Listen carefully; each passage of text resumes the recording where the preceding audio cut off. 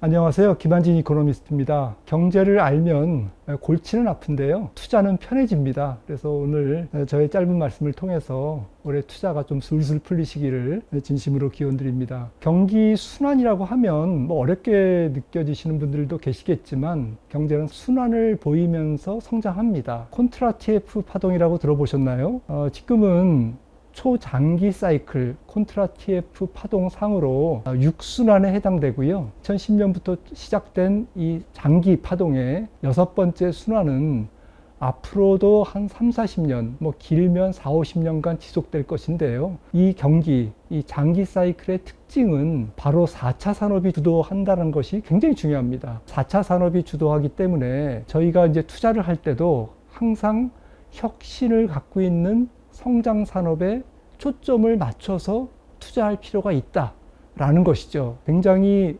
인류의 생활 그리고 기업들에게 많은 변화를 가져올 것으로 예상이 됩니다. 짧은 사이클도 말씀을 드리겠습니다. 편의상 지금 세계 경제의 중심축이 되고 있는 미국을 중심으로 말씀을 드릴게요. 미국 경기는 2021년 그러니까 이제 코로나를 극복하면서 2021년 초부터 경기 확장이 시작됐거든요. 그럼 2025년 1월이니까 약 49개월째 지금 확장을 보이고 있습니다. 지금 진행되고 있는 이 소순환 경기 확장 국면 역시 4차 산업이 지배하고 있습니다. 과거에는 조금 레가시 산업이라고 그러죠. 철강이라든지 또 일반 자동차라든지 이런 다양한 산업이 주도를 했지만 이번 사이클은 특히나 4차 산업혁명 중에서 굉장히 중요한 첫 번째 사이클에 해당되기 때문에 혁신 성장 기업 중심으로 지금 또 혁신 성장 기업 안에서 그들의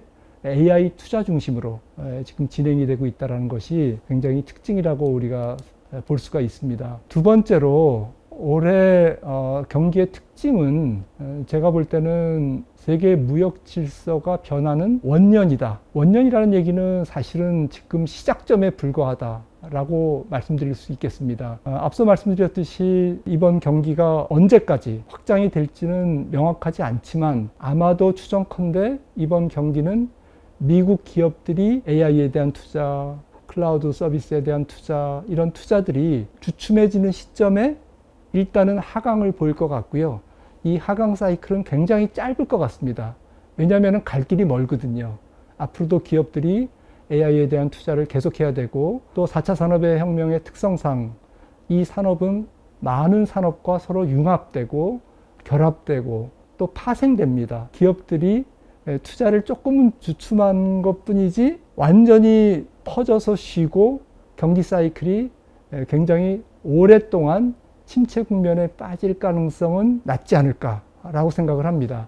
아무튼 이러한 상황에서 우리가 또 간과해야 되지 않아야 될 부분은 미국으로의 설비 투자, 직접 투자, 산업적인 투자가 계속 집중된다는 것. 그러니까 미국의 온쇼어링 정책으로 인해서 전 세계가 미국에 투자를 하는 그러한 상황이 올해도 더 가속될 것이다라는 것. 이거는 간단한 문제가 아닙니다. 세계 무역 질서를 변화시키는 거거든요. 그리고 우리나라 같이 수출을 많이 하는 국가 입장에서는 세계 교역 증가율이 쭈그러드는 것을 의미하거든요.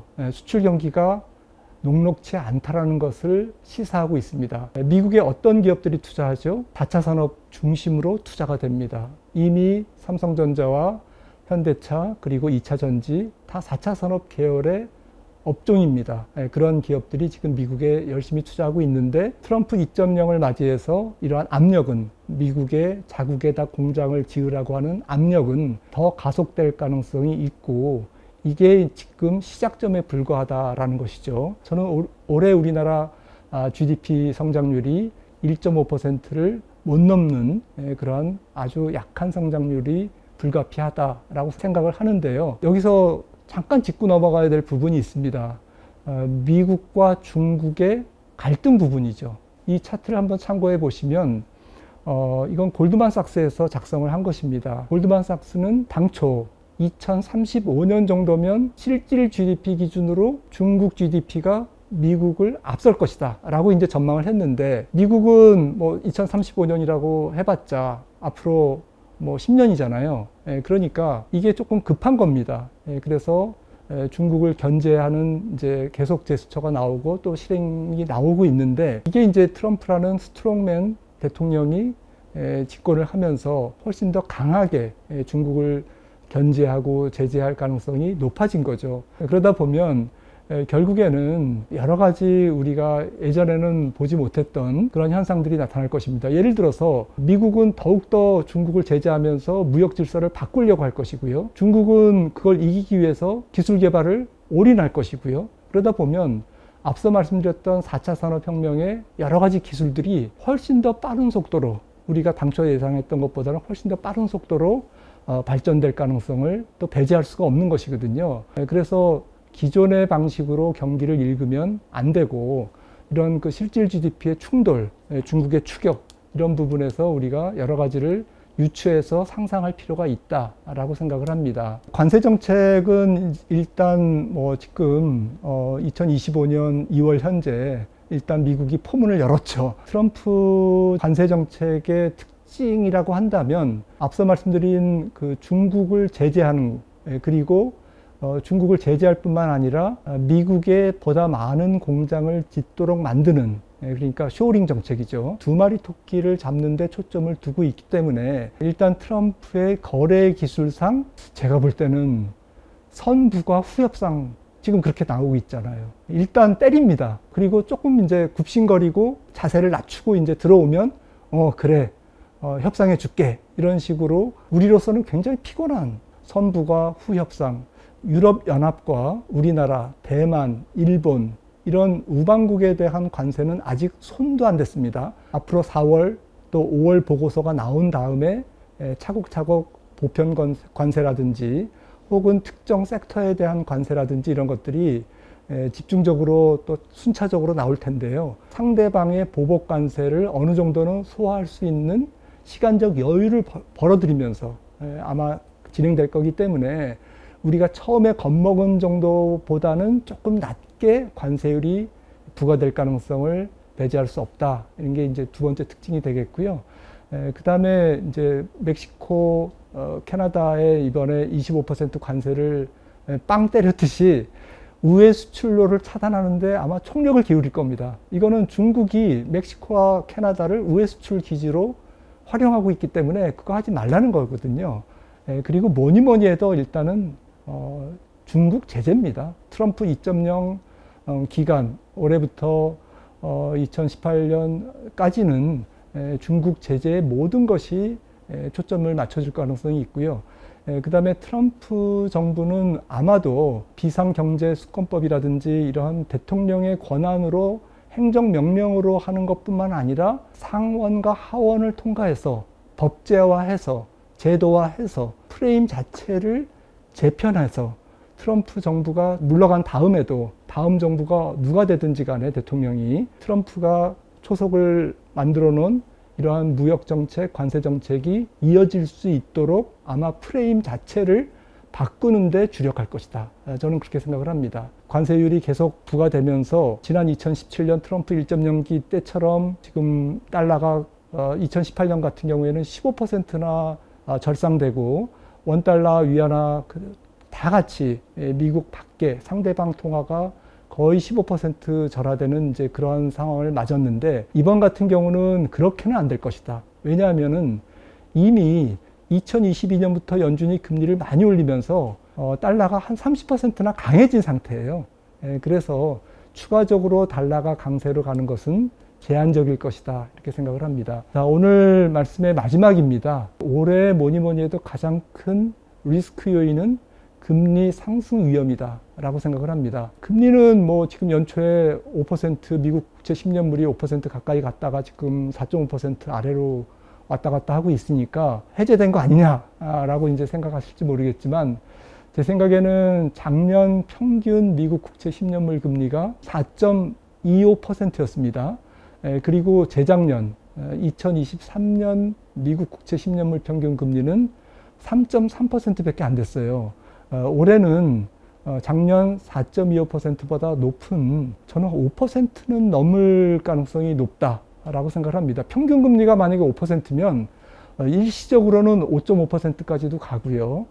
그리고 5%대 초반대에 머무는 시간이 조금 작지 않을 것이다 라는 이제 저는 그렇게 주장을 합니다만은, 그 이유는 트럼프의 인플레이션 촉발 정책도 문제지만 그 이전에 이미 상당히 퇴적된 통화 유동성, 그리고 안정은 됐지만 여전히 높은 수요 인플레이션 압력, 이것이 광범위하게 존재하고 있기 때문에 소위 방안에 지금 인플레이션 온도가 높아져 있는 상태예요. 거기서 조금만 트럼프 정책이 삐끗하면, 인플레이션을 촉발하면 인플레이션은 또 팍 튈 수가 있다라는 이제 그런 말씀으로 이해를 해주시면 좋을 것 같고요. 물가보다는 지금 그 채권 시장 자체가 굉장히 취약합니다.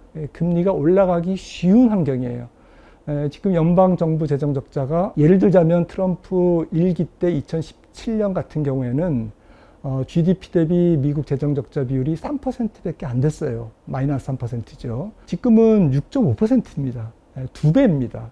이럴 정도로 재정적자가 커져 있고, 보시는 것처럼 본 예산, 메인 예산보다도 이자 비용으로 인한 재정적자 지출이 더 올해를 원년으로 앞으로 계속 커집니다. 그러니까 배보다 배꼽이 더 커지는 것이죠. 이런 상황에서는 어떤 의미냐? 국채 발행이 계속 증가한다는 것이죠.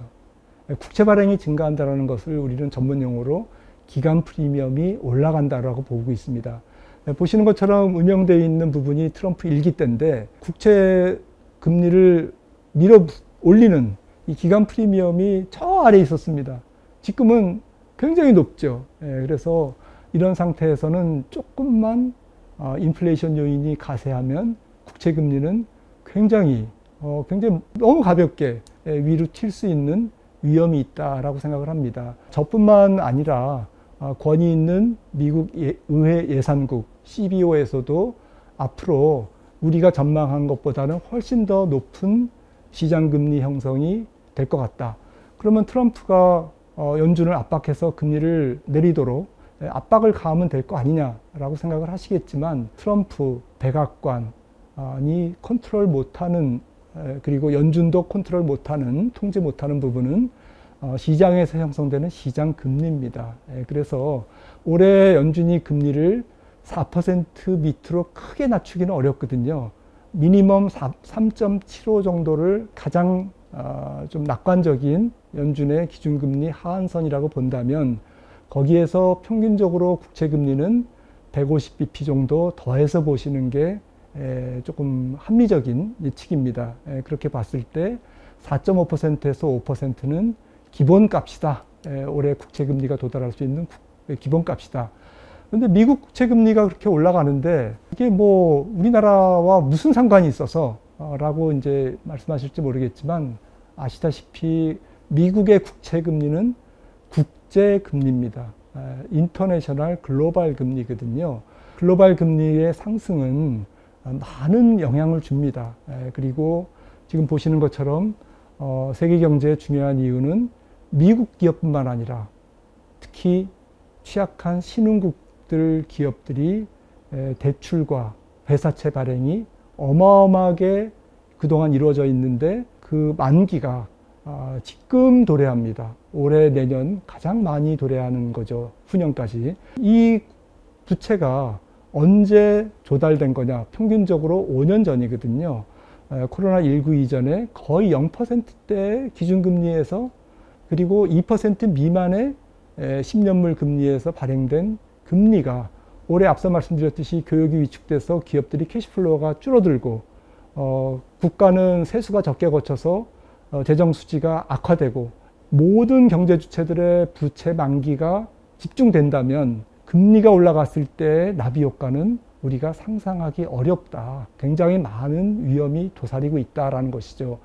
워렌 버핏 회장이 뭐라고 말씀하셨냐면은, 수영장에 물이 있을 때는 아무 일도 없지만 물이 빠졌을 때는 누가 바지를 안 입고 있는지가 다 드러난다. 지금 빅테크 중심의 좋은 기업들의 주가가 날아가니까 사람들이 거기에 다 정신이 쏠려 있지만, 사실은 밑에 있는 기업들은, 많은 기업들이 신음을 하고 있거든요. 부채를 갚는데 굉장히 어려움을 겪고 있습니다.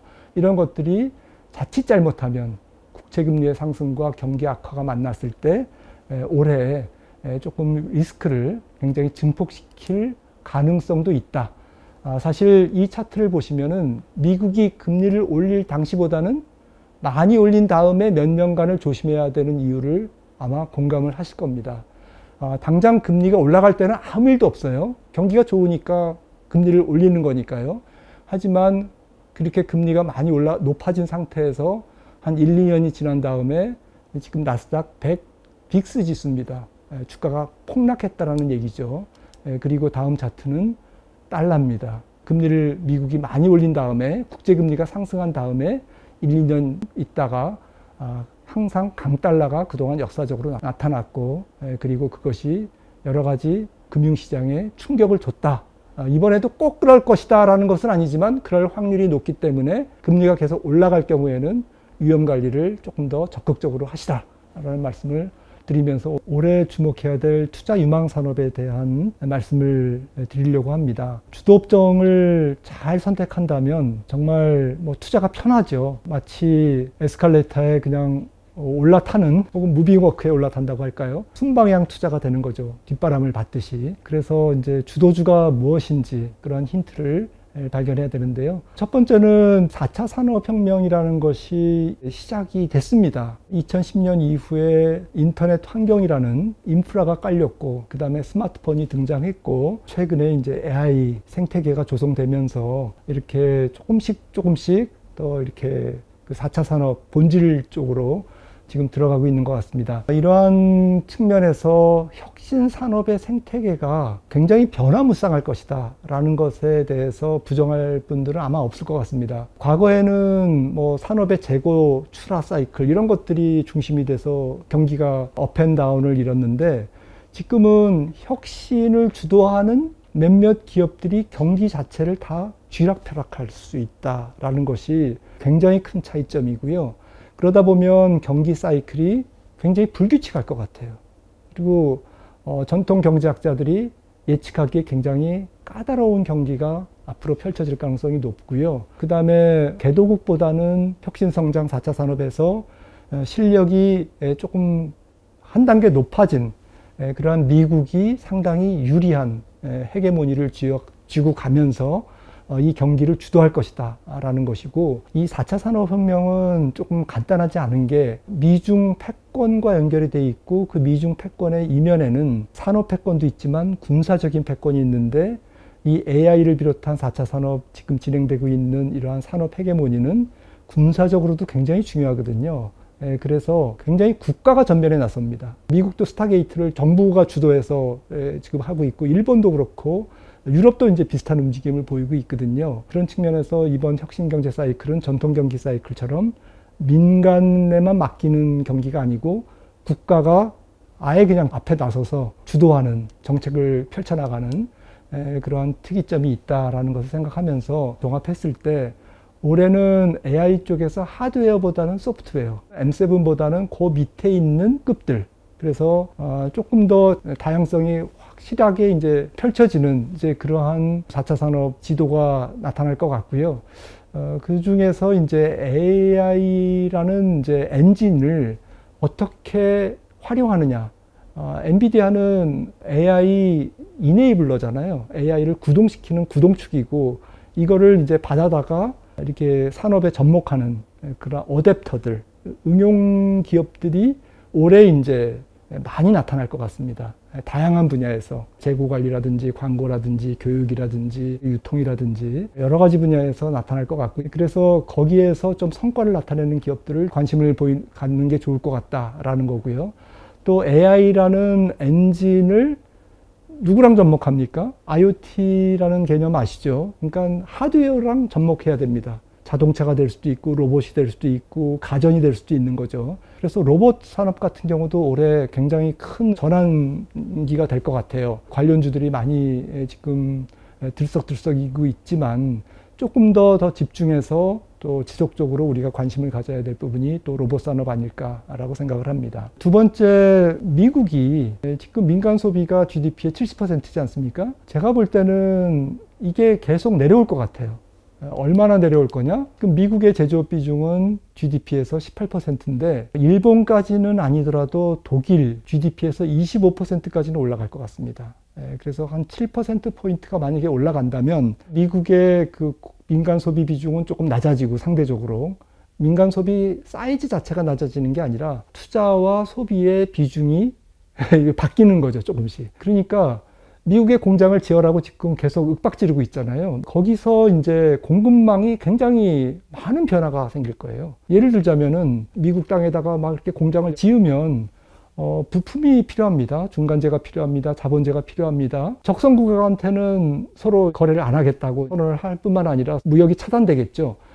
그러면 믿을 만한 우방국에게 손을 내밀 수밖에 없다. 저는 이 트럼프 2기 때 바이든 정부 때보다 우리나라의 이 글로벌 공급망의 변화로 인해서 수혜를 받는 산업의 범위가 훨씬 넓어질 가능성이 있다라고 생각합니다. 단지 보조금을 받는 걸로 끝이지 않고 비록 6만 5천 달러의 높은 1인당 GDP 국가의 공장을 지어서 비용적인 측면에서는 우리가 손해를 많이 보겠지만 상대적으로 보조금을 안 받아도 중국이 혹은 다른 나라가 또 실력이 못 갖춰진 그러한 국가들이 이러한 공급망에 참여하지 않음으로 인해서 우리가 받는 수혜 산업들이 늘 가능성이 있다라고 생각을 하고 있고요. 그 대표적인 게 조선업도 될 수도 있는 거고요. 뭐 군사적인 산업이지만 그 다음에 전력기기, 반도체, 그리고 반도체 장비 여러 가지가 있는 거죠. 그래서 중간재 부분, 산업재 부분에서 우리가 또 철강도 있을 수 있고요. 이런 부분에서 우리가 좀 공급망의 수혜를 받는 산업이 있을 수 있다라는 거고요. 밑에 이제 중국은 상대적으로 이제 위로 올라갑니다. 그래서 미국과 중국이 조금 이제 가까워집니다. 중국은 이제 소비가 는다라는 얘기잖아요. 중국은 대의존도가 낮은 경제 구조, 좀 안정된 중진국 성장 모형을 조금 더 완성시키려고 노력을 하겠죠. 그러다 보면 중국의 내수 사이즈는 커질 겁니다. 그러면 중국의 물건을 파는 소비재 기업들이 분명히 스타가 나올 거라는 거죠. 물론 이제 중국 로컬 시장은 만만치 않지만 그래도 우리가 조금 실력을 갖고 있는 소비재 부분에서 감성적인 부분에서 어필할 수 있는 소비재가 분명히 있을 것이다 라고 생각을 해서 이런 쪽에 우리가 올해 촉을 세우면서 종목을 또 산업을 골라보면 되지 않을까 생각을 하고 있고요. 앞서도 조선업 말씀드렸습니다만은 세 번째로는 각국의 군사비 지출은 올해를 원년으로 앞으로 계속 증가할 것이다. 우리나라 국방산업이 거의 한 30년 정도 발전을 해왔기 때문에 특히나 트럼프 정부가 나토에게 GDP 대비 2%포인트를 더 국방비를 지출하라고 요구를 할 거고 안 그러면 관세를 물리기 때문에 아마 유럽 국가가 어느 정도는 수용하지 않을까 싶고요. 그러니까 유럽 국가가 더 국방비에 돈을 많이 쓰면 유럽 국가 21개 국가들이 우리나라 국방재에 대한 수요가 앞으로 계속 늘어날 가능성, 전 세계 물동량의 몇 퍼센트가 인도양과 동진아해, 남진아해로 왔다 갔다 하느냐 찾아보니까 60%더라고요. 그리고 전 세계 인구의 70%가 여기에 거주하고요. 이 부분이 전략적으로 중요한 이유가 있습니다. 러우 전쟁이 어떻게 종결될지는 모르겠지만 종결된다라고 가정을 했을 때는 100년 만에 물리력으로 러시아가 우크라이나의 5분의 1의 땅을 차지하는 것을 미국이 승인하는 그러한 의미가 있습니다. 전쟁이 휴전이 된다면. 그러면 굉장히 지정학적 리스크가 전 세계적으로 증폭될 가능성이 있는 게 특히 중국의 대만 문제, 거기에 대한 긴장도가 높아질 수밖에 없는 거죠. 왜냐하면은 100년 만에 물리력을 통해서, 군사력을 통해서 땅 따먹기를 했다라는 것은 굉장히 역사적으로 큰 의미가 있는 것이죠. 이러한 그 아시아 지역의 긴장도는 대만 해역을 중심으로 인도양까지 확산될 거고요. 중국이 남진아해에, 남차이나해에 인공섬을 10개 이상 지금 만들었습니다. 그래서 거기에다가 비행기 활주로를 다 만들었거든요. 미국 입장에서는 해군력을 증강시킬 수밖에 없다라는 것이죠. 지난 에스퍼 미군 해군 제도기 에스퍼 계획이라는 것이 굉장히 유명한데요. 장기적으로 미 해군력을 이렇게 증강시켜야 되겠다라고 했는데 지금 시간이 지나도 별로 증강이 안 됐어요. 그래서 이번에 트럼프가 당선되면서 바로 우리나라의 조선 쪽에 해군력의 증강에 굉장히 SOS를 친 겁니다. 이거는 굉장한 의미가 있다라고 생각을 합니다. 또 유망산업을 보면 저는 고령화 산업은 지금부터 본격적으로 꽃을 피우는 산업이 아닐까라고 생각을 합니다. 왜냐하면은 65세 이상 인구가 전 세계적으로 2050년까지 8억 명이 증가하거든요. 북반구에 잘 사는 국가에서 우리나라를 비롯해서 또 중국의 고소득층 그리고 유럽 이런 지역에서 고령화가 지금 진행되고 있기 때문에 소비력이 있는 시니어층이라는 거죠. 그래서 이제 바이오 산업이라든지 또 바이오와 신약 개발과 AI의 결합이라든지 이런 부분들이 굉장히 속도감 있게 진행될 가능성이 있고 국내 실버 산업 규모만 해도 굉장히 급증하죠. 1차 베이비 부모와 지금 소득이 훨씬 더 높고 자산 능력이 높은 2차 베이비 부모가 동시에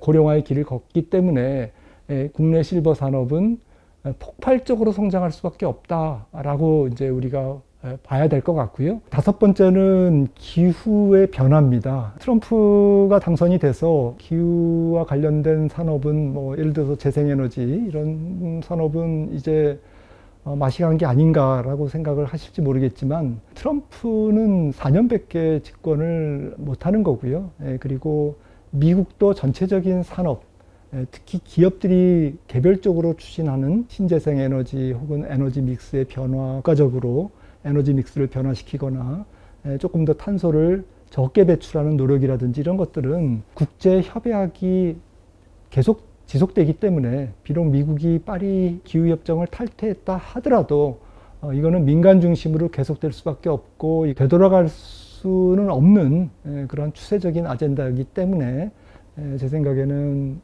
지금 보시는 에너지 섹터별 세계 이산화탄소의 배출 절감을 2050년까지 이렇게 추진하기 위해서는 풍력, 그 다음에 태양광, 그리고 원자력 이러한 이산화탄소를 적게 배출하는 그런 에너지원들의 수요는 계속 증가할 수밖에 없다. 이 추세가 바뀌는 건 아니다 라고 생각을 하시면 될 것 같고요. 트럼프 때문에 관련주들이 만약에 크게 하락했다. 그러면 그 중에서 환경과 관련된 또 기후와 관련된 기업들을 좀 찾아보시면 좋을 것 같습니다. 지금 보여드리는 차트는 사실은 오렌지 주스나 뭐 코코아나 뭐 이런 가격이 굉장히 최근에 뭐 2배, 3배 이렇게 올랐습니다. 또 인도에서 많이 생산되는 티라든지 이런 것도 가격이 많이 올랐는데 2023년, 24년 연속해서 아주 뜨거운 기후가 여름에 계속되다 보니까 깍지벌레가 생겨가지고 농작물들의 이제 뿌리를 갉아먹고 줄기를 갉아먹고 해서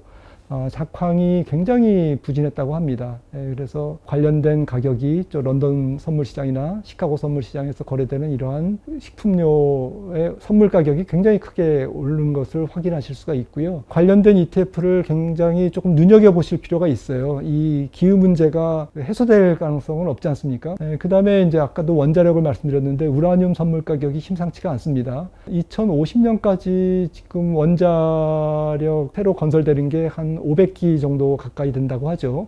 그래서 기존의 원자력도 이제 지금 노후돼 가지고 계속 새로운 원자력 발전소로 개최되고 있고 또 탈원전을 다시 탈출해서 친원전으로 이제 정책을 바꾸는 국가들이 세계 주요 국가 중에 한 10개가 넘습니다. 선진국이.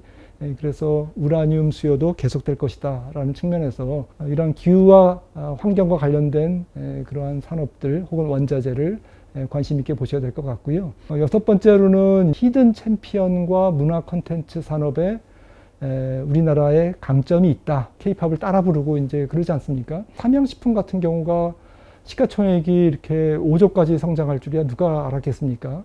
기타 마지막으로 주목할 자산들이라고 한다면 많이 올랐지만 금이죠. 앞으로도 추세적으로는 계속 올라갈 수밖에 없다. 지금 이 차트를 보시면서 어떤 걸 느끼시나요?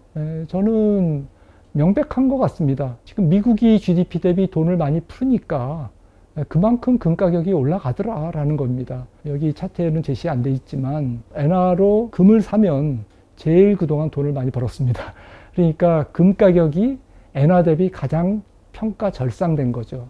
그래서 모든 통화 중에서 달러가 금에 대해서는 적게 평가절하되어 있는 거고요. 엔화가 제일 많이 평가절하되어 있고, 최근에는 이제 우리나라 원화가 제일 평가 많이 절하되어 있겠네요. 그리고 위안화도 많이 평가절하되어 있고, 유로화마저도 달러보다는 금에 대해서 더 평가절하되어 있습니다.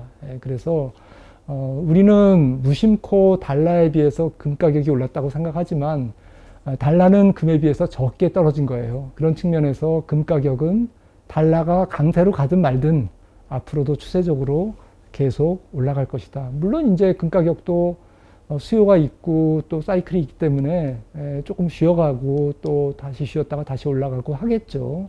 추세적으로 조금 우리가 관심 가지자라는 말씀을 좀 드리고요. 그 다음에 이제 그 가상화폐죠. 가상화폐는 제가 뭐 전문성은 없지만 그동안 최근에 트럼프의 가상화폐에 대한 발언을 보면 이거는 조금 체계적인 준비가 되어 있다라고 저는 결론을 내리고 있고요. 그래서 가상화폐가 비트코인이 어떻게 될지는 모르겠지만 단기적인 변동성은 물론 크겠죠. 하지만 트럼프 정부 4년간에 한 번쯤은 사고를 치겠구나 라고 생각을 합니다. 파월 의장이 비트코인에 대한 발언을 제가 모아보니까 화폐인 달러보다는 금을 대체하는 투기적인 자산에 가깝다라고 2021년에 얘기했는데 근래에 올수록 비트코인은 금의 경쟁자다라까지 좀 발언 수위를 높이고 있어요. 중앙은행 정책가들도 조금씩 인정하는 분위기다라는 것을 우리가 엿볼 수가 있거든요. 그래서 좀 트럼프 정부에서 친암호화폐 인사들이 지금 다 포진해 있잖아요. 그래서 이런 부분에서 뭔가가 변화가 있을 것이다 라고 생각을 합니다. 미스터 마켓을 읽는 법 몇 가지 투자 원칙과 지혜를 함께 나눠보는 시간을 가질까 합니다. 미스터 마켓은 뭐 주식시장을 의인화해서 벤자민 그레이엄 위대한 PER과 과학적인 주식 투자의 기초를 만드신 분이죠. 그래서 미스터 마켓은 우리에게 많은 힌트도 주지만 비효율적이라고 이렇게 주장하시는 분들도 있는데, 아무튼 우리가 시장을 접하면서 뭔가 지혜와 원칙을 갖고 접해야 되는데, 이코노미스트 입장에서 이러한 부분들은 여러분들과 같이 이런 지혜를 나눠봐도 되지 않을까라는 것을 몇 가지만 말씀드리도록 하겠습니다. 첫 번째로는 주식시장은 저는 장기적으로는 매우 효율적이기 때문에 장기적으로 내다보면서 가는 것은 맞을 것 같아요. 하지만 주식시장은 단기적으로는 매우 비효율적입니다. 그래서 주식해서 돈을 잃는 사람들의 가장 큰 특징은 이 단기의 비효율적인 시장에 놀아나는 거거든요. 이 미스터 마켓에게 당하는 겁니다. 이런 부분을 조금 더 주의하신다면 길게 봐서는 주식시장은 훨씬 더 우리에게 위험보다는 기회를 많이 제공한다 라는 것이죠. 저는 두 가지를 좀 이 차트를 통해서 말씀드리고 싶어요. Y축이 S&P의 연간 수익률이고 X축이 PER이거든요. 그러니까 PER이 낮을 때 사면 장기적으로는 꼭 먹는다. PER이 높을 때 사면 시장은 굉장히 소문난 잔치지 않겠습니까? 하지만 먹을 건 없는 거죠, 실제로.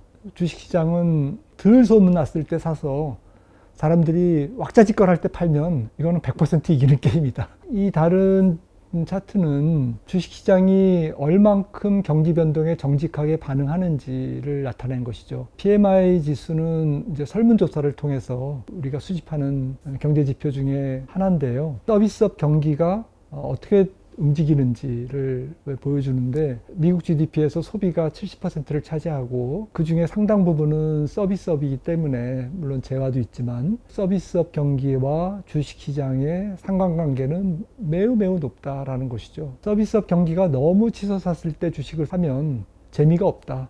그리고 서비스업 경기가 거의 무너졌을 때 주식을 샀을 때 실패할 확률은 거의 없다. 왜냐하면 경기는 사이클을 타니까요. 경기 변동에 주식시장은 매우 정직하게 움직이고 있다. 두 번째는 이제 주식시장은 좀 장기적으로는 긍정적으로 접근하자. 비관론자들은 명예를 얻지만 돈을 못 번다는 얘기도 있지 않습니까? S&P 500 장기 추이입니다. 장기적으로 주식의 수익률은 배당도 주죠.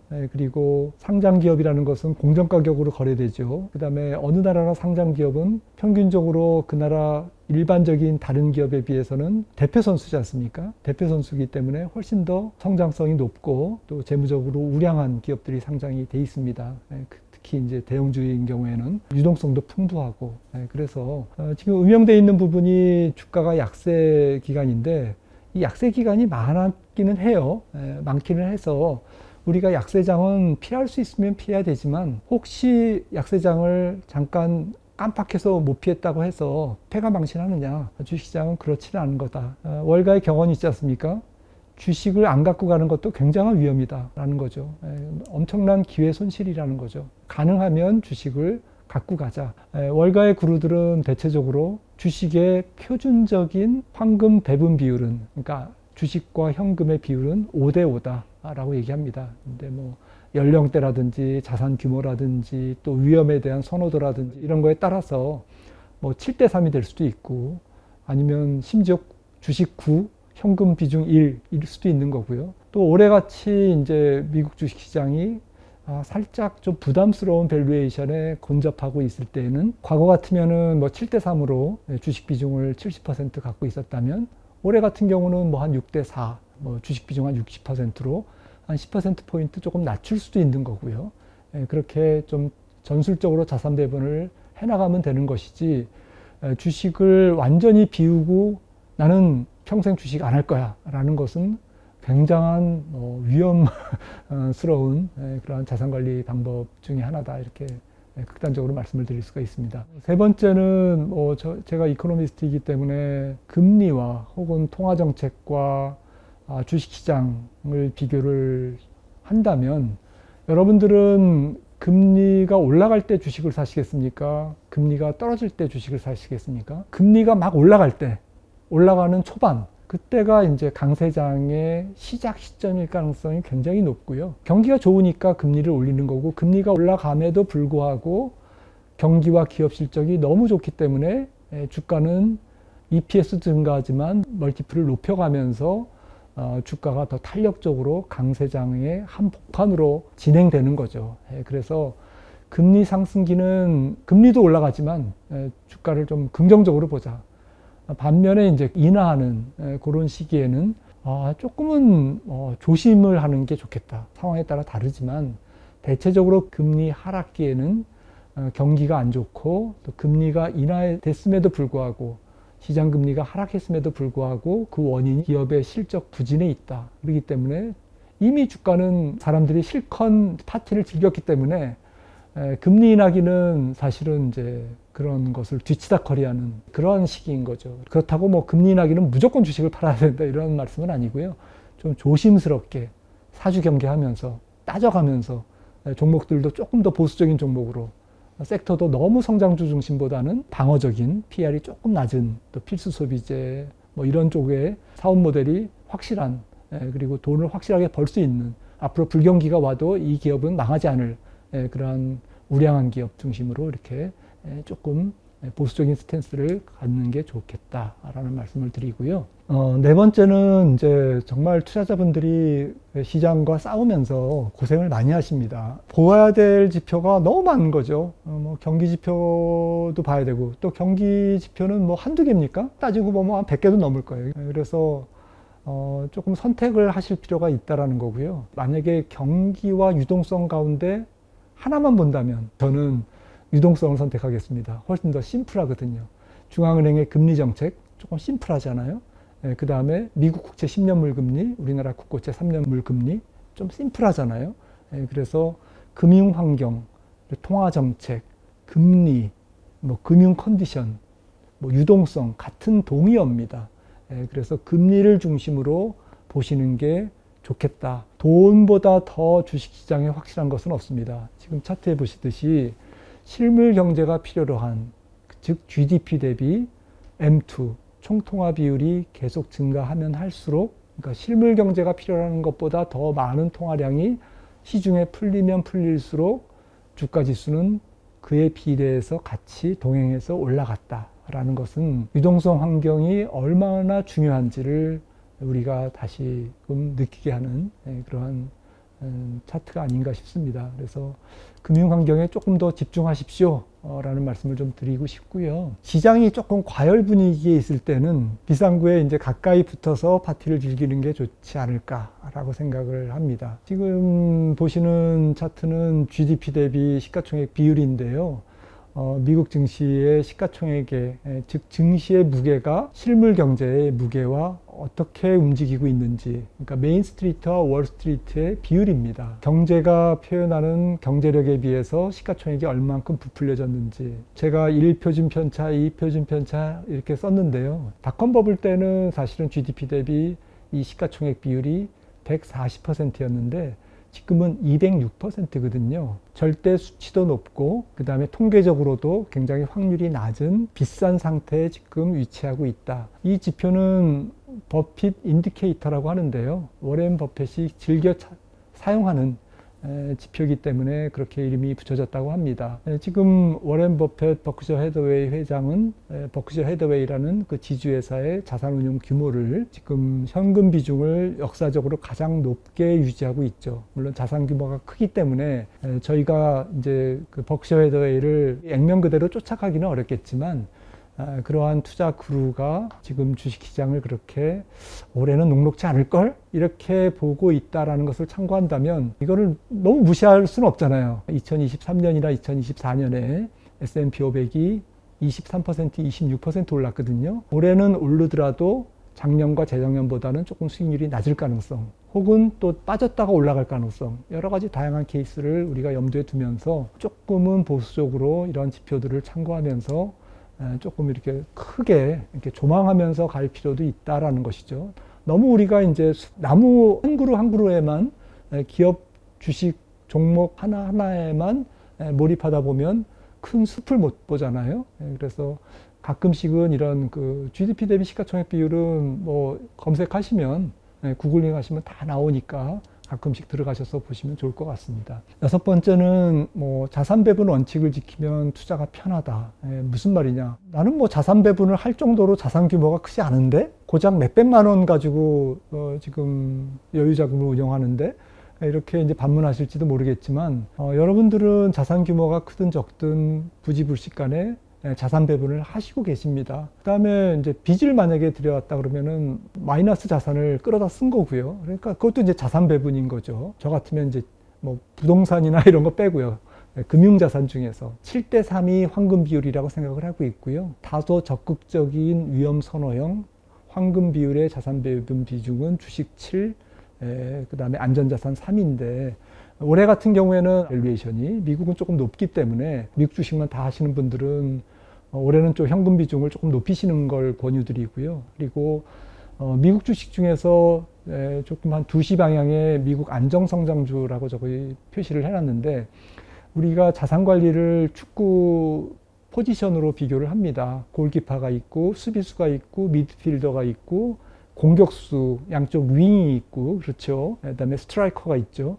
골을 넣어야 되는 사람들이 있는데 지금 뭐 수비수는 이제 안전자산이나 국채나 이제 현금을 얘기하는 거고요. 지금 안정성장주라고 제가 표현한 거는 미드필더입니다. 때로는 공격했다가 때로는 수비수가 됐다가 그러니까 주식이지만 채권형 주식. 그래서 미국의 안정성장주는 약간 B2C 기업들 앞서 워렌 버핏 회장님이 좋아하시는 코카콜라라든지 월마트라든지 존슨앤존슨이라든지 이런 사업 모델이 투명하면서 배당 수익률이 높은 이러한 종목들이 미국의 안정성장주에 해당되는데 관련된 ETF들이 많거든요. 이런 종목들을 꾸러미로 한 10% 정도 보유하고 계시면 주식이기 때문에 위험은 하지만 그래도 성장주처럼 그렇게 불안하지는 않은 포트폴리오의 보완을 위험을 조금 스무딩 시키는 그러한 기능을 할 수가 있다고 생각합니다. 그리고 성장주는 그 30%, 또 한국 주식은 대부분 시클리컬 아니면 성장주기 때문에 한 25%, 나머지는 자산 규모가 작으신 분들은 뭐 30%를 다 현금을 하실 거고, 자산 규모가 크신 분들은 이제 우량 국채와 외화 예금 뭐 이런 거 뭐 기타 뭐 금 뭐 이렇게 포트폴리오를 가져가시면 될 것 같습니다. 이렇게 자산 배분 원칙을 지켰다가 어떤 자산이 언더퍼폼하고 쭈그러들고 어떤 자산은 팽창돼서 이게 불균형이 당초에 자기가 생각했던 이런 자산 배분 비율이 지금 바뀌었다면 1년에 한 번씩 혹은 2년에 한 번씩은 이거를 조금 조정하는 리밸런싱을 해나가면 위험 관리는 되고 결과적으로 많이 오른 주식은 조금 더 덜어내고 적게 오른 지역의 자산은 조금 더 담는 그러한 포트폴리오의 재조정을 통해서 안정적으로 위험 관리를 할 수 있다는 것이죠. 7번째는 이제 국내 주식과 미국 주식을 좀 균형 있게 투자하자. 생각 같아서는 앞서 말씀을 드렸듯이 조금 미국 주식을 장기적으로는 더 많이 가져갈 필요성이 있다라고 생각을 합니다. 4차 산업혁명에 친화적이고 경쟁력이 있고 헤게모니를 가진 기업들이 미국에 훨씬 더 많기 때문에 그런 기업들에 관련된 섹터라든지 세부 업종의 테마주 ETF를 사시는 게 혹은 개별 종목을 사시는 게 훨씬 더 유리하지 않을까라고 생각을 하고 있고요. 한국 주식은 사실 전 세계에서 굉장히 투자하기 까다로운 시장입니다. 왜냐하면 일단은 우리나라가 기축통화가 아니기 때문에 통화를 예측하기가 굉장히 어렵습니다. 외국인들의 수급 변화를 예측하기 어렵다는 거거든요. 그 다음에 우리나라 기업들은 거의 한 시가총액 70%가 경기 순환주, 시클리컬입니다.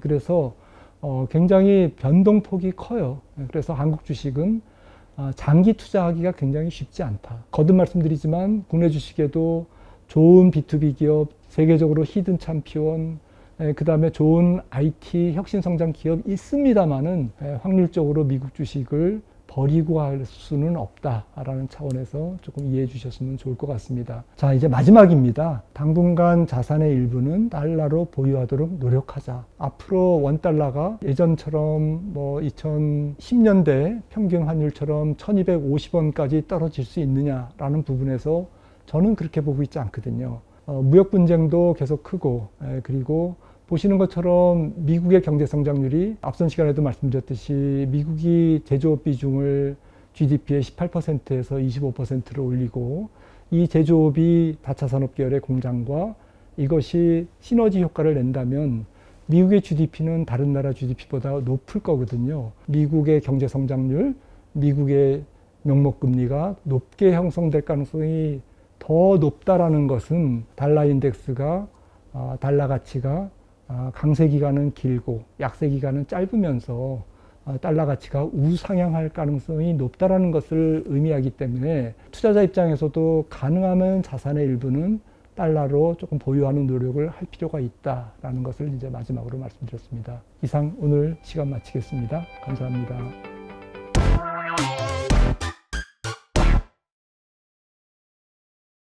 안녕하세요. 저는 성균관대학교 SKK GSB 재무교수이면서 한국퇴직연금 데이터의 대표인 영주 닐슨이라고 합니다. 오늘 저는 여러분한테 퇴직연금을 이용해서 장기 투자를 할 때 제가 생각할 때 가장 중요하다고 생각하는 것에 대한 이야기를 드리려고 합니다. 미국의 DC 형태인 401k에 대한 이야기를 조금 하고 시작하겠습니다. 미국의 401k는 지금 현재 한국의 직장에서 여러분들이 들으시는 DC와 같은 형태라고 생각하시면 되는데요. 이 제도도 사실 처음에 소개가 되었을 때 많은 사람들이 좀 무서워하고 하지 않았어요. 근데 그럼에도 불구하고 이제 미국 정부에서도 굉장히 많은 교육을 했고 사람들은 직장을 가지면서 401k DC 플랜을 주는 회사에 다니면은 이거를 가입해서 사실 지속적인 장기 투자를 해왔던 거죠. 이 장기 투자에는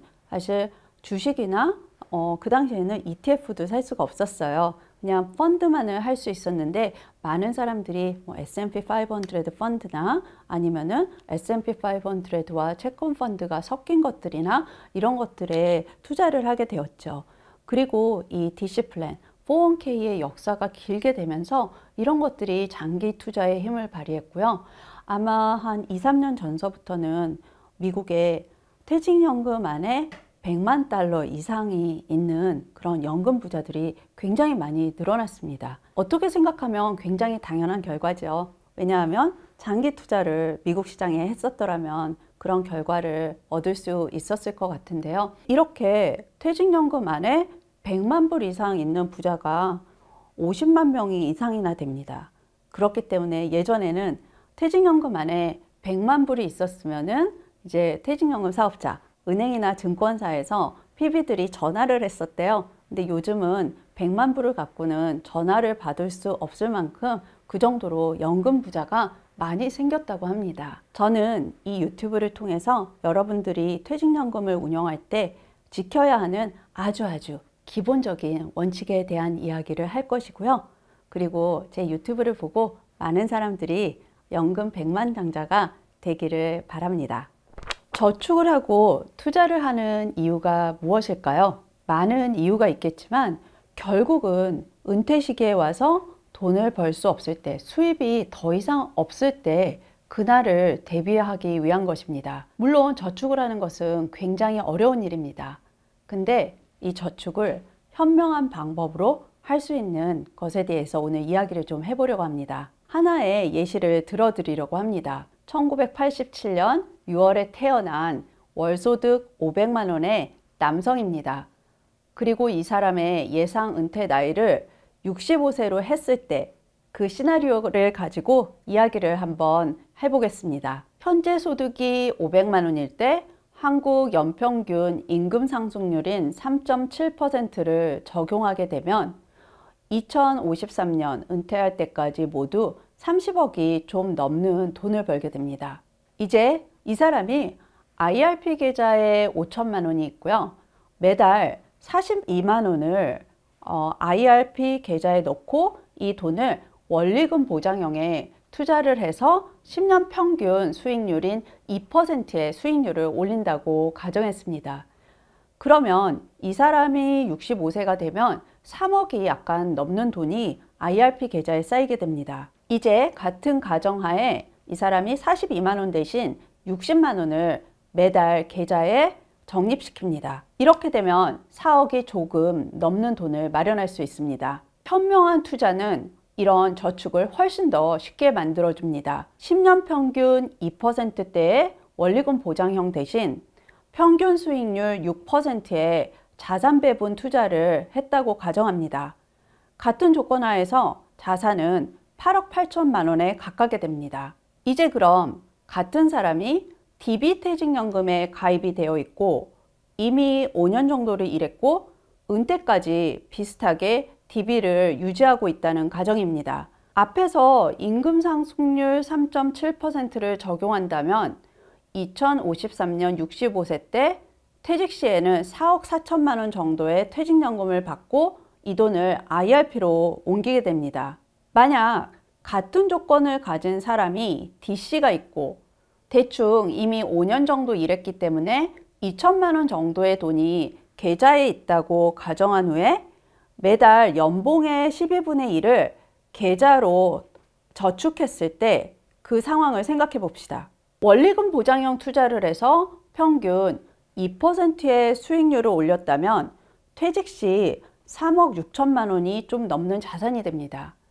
앞에서 같은 조건의 DB는 4억 4천만 원이었습니다. 따라서 DC가 좀 적습니다. 그럼 DC 계좌의 수익률을 1%만 올려서 3%로 가정한다면 4억 2천만 원이 넘어가면서 상당히 가까워지게 됩니다. 만약 제가 다시 이 수익률을 4%로 올려본다면 거의 5억에 가까운 자산으로 이미 DB보다 많은 자산이 형성됩니다. 모든 사람의 상황은 다릅니다. 제가 퇴직을 지금 65세로 가정을 하기는 했지만 중간에 임금 피크제가 있을 수도 있습니다. 그리고 어떤 사람은 투자에 경험이 훨씬 많아서 4% 이상의 수익률을 낼 수도 있습니다. 모든 사람의 성향이 다 다르기 때문에 이제 몇 개의 방법을 가지고 모든 사람들한테 다 맞춰서 할 수는 없습니다. 그렇기 때문에 이에 맞게 자기가 직접 생각해서 투자와 노후 준비에 대한 계획을 세워야 합니다. 그리고 다시 한 번 더 이야기하지만 저축을 이렇게 해서 투자를 잘하게 되면 자산의 축적은 굉장히 달라지게 됩니다. 투자를 3%에서 4%로 늘리려면 장기적으로 어떤 노력을 해야 되는지에 대한 이야기를 해보도록 하겠습니다. 제가 전에 냈던 그들이 알려주지 않는 투자의 법칙이라는 책에서 고스톱이라는 그런 게임을 이용해서 투자의 법칙을 설명을 했었어요.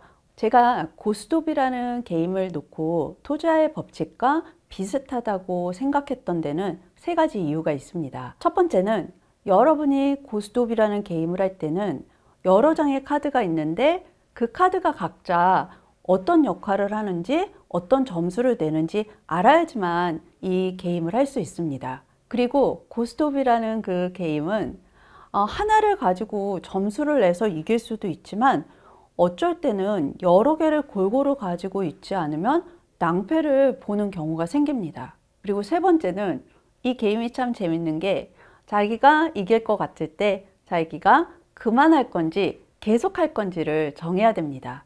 마치 투자에서 우리가 수익을 내거나 손실을 냈을 때 멈춰야 되는 거를 정해야 되는 것처럼요. 첫 번째 법칙에 대해서 먼저 이야기를 해보죠. 우선 여러분이 고스톱이라는 게임을 할 때 어떤 카드가 어떤 점수를 내야 하는지 알아야 된다고 했습니다. 그리고 모든 카드는 각각의 그룹이 있습니다. 이거에 대한 이해가 있어야지만 어떻게 할지에 대한 그런 게임의 전략을 세울 수가 있습니다. 투자를 하기 위해서도 여러 가지 방법과 도구들이 있고 이를 잘 이해하고 이를 잘 사용해야지만 투자를 잘 할 수 있습니다. 예를 들어 미국이 인공지능에 있어서 선두적인 위치에 있다는 것을 알고 이것이 미국의 장기 경제 발전에 영향을 미칠 거라고 생각해서 이 수혜를 받고 싶습니다.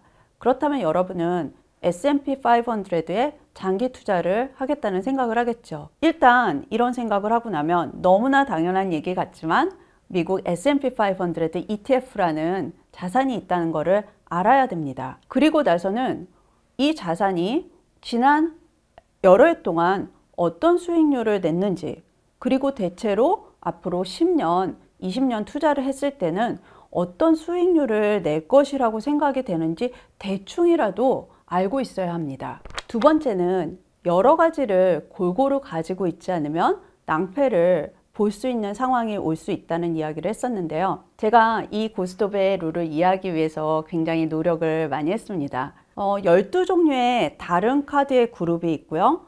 그 안에는 한 장에 점수가 카운트가 되지 않는 그런 카드가 있는 걸로 알고 있습니다. 하지만 이 게임에서는 이렇게 점수가 카운트가 되지 않는 그 카드를 10장을 갖고 있어야 되고 그게 안 됐는데 다른 사람이 점수를 내게 되면 나는 다른 사람이 낸 점수의 2배를 낸다던가 이러한 룰이 있습니다. 투자도 마찬가지입니다. 물론 미국의 성적을 생각하고 장기 투자를 결정했습니다. 하지만 여전히 예상치 못한 상황에 닥칠 수 있습니다. 이런 상황을 방지하기 위해서 하는 것이 여러 가지에 나누어서 투자하는 분산 투자입니다. 자산 배분 포트폴리오, 자산 배분 투자에서는 위험을 취할 수 없는 사람이라면 일반적으로 주식의 비중을 적게 가져가고 채권의 비중을 많이 가져가게 됩니다. 지금 보여드리는 예시는 퇴직연금에서 투자가 가능한 ETF로 여러 가지 자산을 섞어서 분산 투자를 한 것을 보여드린 겁니다. 퇴직연금 안에도 굉장히 많은 ETF가 있어서요. 그 ETF를 이용해서 여러분들이 분산 투자를 하고 좋은 포트폴리오를 만들 수 있습니다. 그런데 사실 한국의 ETF의 역사가 미국의 ETF 역사보다는 좀 짧기 때문에 제가 다른 예시를 가지고 왔습니다. 지금 보이는 그래프는 굉장히 많이 사용이 되고 있는 미국의 여러 개의 ETF로 구성한 포트폴리오의 과거 수익률을 그려준 것이고요. 여러 가지 자산이 있는데 많은 자산들의 수익률이 다릅니다. 그리고 하나하나 떼어서 보신다면은 어떤 자산은 사실 떨어졌을 때 굉장히 많이 떨어진 구간들이 있습니다. 가운데 보이는 굵은 선은 이 자산들을 제가 합쳐서 포트폴리오를 만들었을 때 그 과거 수익률입니다. 물론 너무나 당연합니다. 여러 개를 섞었을 때 그 섞은 포트폴리오의 결과는 중간에 오는 게 당연하지만 여기서 우리가 훨씬 더 포커스를 해야 되는 거는 자산의 가격이 많이 떨어질 때 여러분이 이렇게 해서 만든 포트폴리오는 그 떨어지는 폭이 훨씬 더 적다는 것입니다. 이 점은 굉장히 중요합니다. 포트폴리오를 만들고 그리고 퇴직연금 안에서 포트폴리오를 운영하는 것뿐만이 아니라 투자를 하는 데 있어서 굉장히 중요한 점입니다. 왜냐하면 생각해 보세요. 여러분이 100만 원이 있었어요. 근데 100만 원을 가지고 50%를 잃는다면 이제 50만 원이 됩니다. 당연히 100만 원에서 시작했기 때문에 원금을 회복하는 것을 생각할 겁니다. 50만 원을 가지고 다시 원금을 회복해서 100만 원이 되려고 한다면 그 다음번에는 100%의 수익률을 내야 됩니다. 그렇기 때문에 장기 투자를 할 때 물론 이렇게 어쩌다 한번 나쁜 일이 일어났을 때 이 일을 가지고 막 울고 그럴 수는 없겠지만 그럼에도 불구하고 너무 많은 손실이 나지 않게 하는 것은 장기적으로도 좋은 수익률을 가져가는데 굉장히 중요한 일이 됩니다. 하지만 사실은 이렇게 포트폴리오를 만들어도 장기 투자를 할 때 힘든 시간이 전혀 없다고 말할 수는 없습니다. 그렇기 때문에 투자를 하기 전에 분명히 힘든 시간이 있을 것이고 더 나아가서 이 힘든 시간 동안에 얼마나 힘들 것인가를 예상해보고 생각해보는 것은 굉장히 중요합니다. 그리고 이 힘든 시간이 있었을 때, 즉 손실이 있었을 때 이 손실을 회복하는데 딱 정확하지는 않더라도 어느 정도 시간이 걸릴 것인가 그것을 예상해보고 예측해보는 것은 굉장히 중요한 일입니다. 세 번째는 고스톱이라는 게임에서도 계속 할 것인지 그만둘 것인지를 정해야 됩니다. 근데 투자도 마찬가지입니다. 언제 멈출 것인지에 대한 결정을 해야 됩니다. 장기 투자건 단기 투자건 똑같이 어느 순간에는 이런 결정을 해야 되는데요. 예를 들어 보겠습니다. 똑같이 지금 100만 원이라는 돈이 있고요. 저는 이 돈을 장기 투자를 하고자 합니다. 그래서 30%인 30만 원은 채권에 투자하기로 했고 70%는 주식에 투자를 하기로 했습니다. 그런데 3년 후에 채권이 가격이 많이 올라가지고 30만 원이 50만 원이 되었습니다.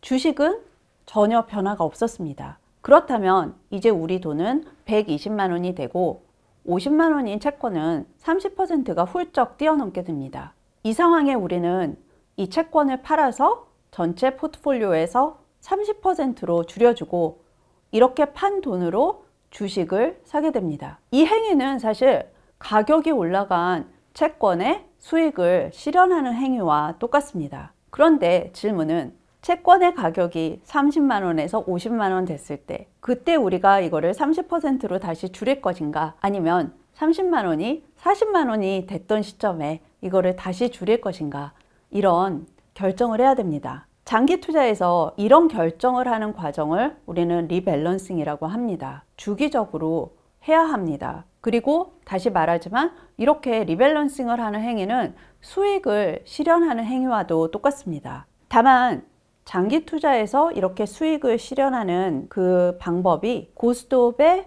스톱과 다른 점 또는 단기 투자에서 수익을 실현하는 것과 다른 점은 우리는 굉장히 긴 장기 투자의 기간에 이거를 지속적으로 반복한다는 것입니다. 오늘은 제가 여러분한테 고스톱이라는 게임을 비유해서 제가 생각하는 투자의 가장 중요한 세 가지 법칙에 대해서 이야기했습니다. 첫 번째, 어떤 것이 어떤 점수를 내는지 알아야 한다. 두 번째, 하나만 가지고 있으면 안 된다. 여러 개를 가지고 있어야 된다.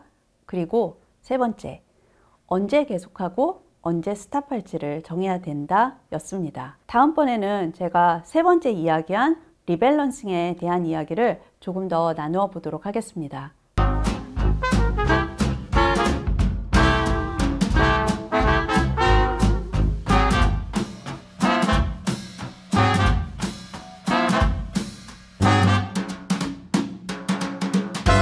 지난번에 제가 여러분들한테 리밸런싱에 대한 이야기를 조금 해드렸는데요. 오늘은 그 리밸런싱에 대한 이야기를 좀 더 하고요.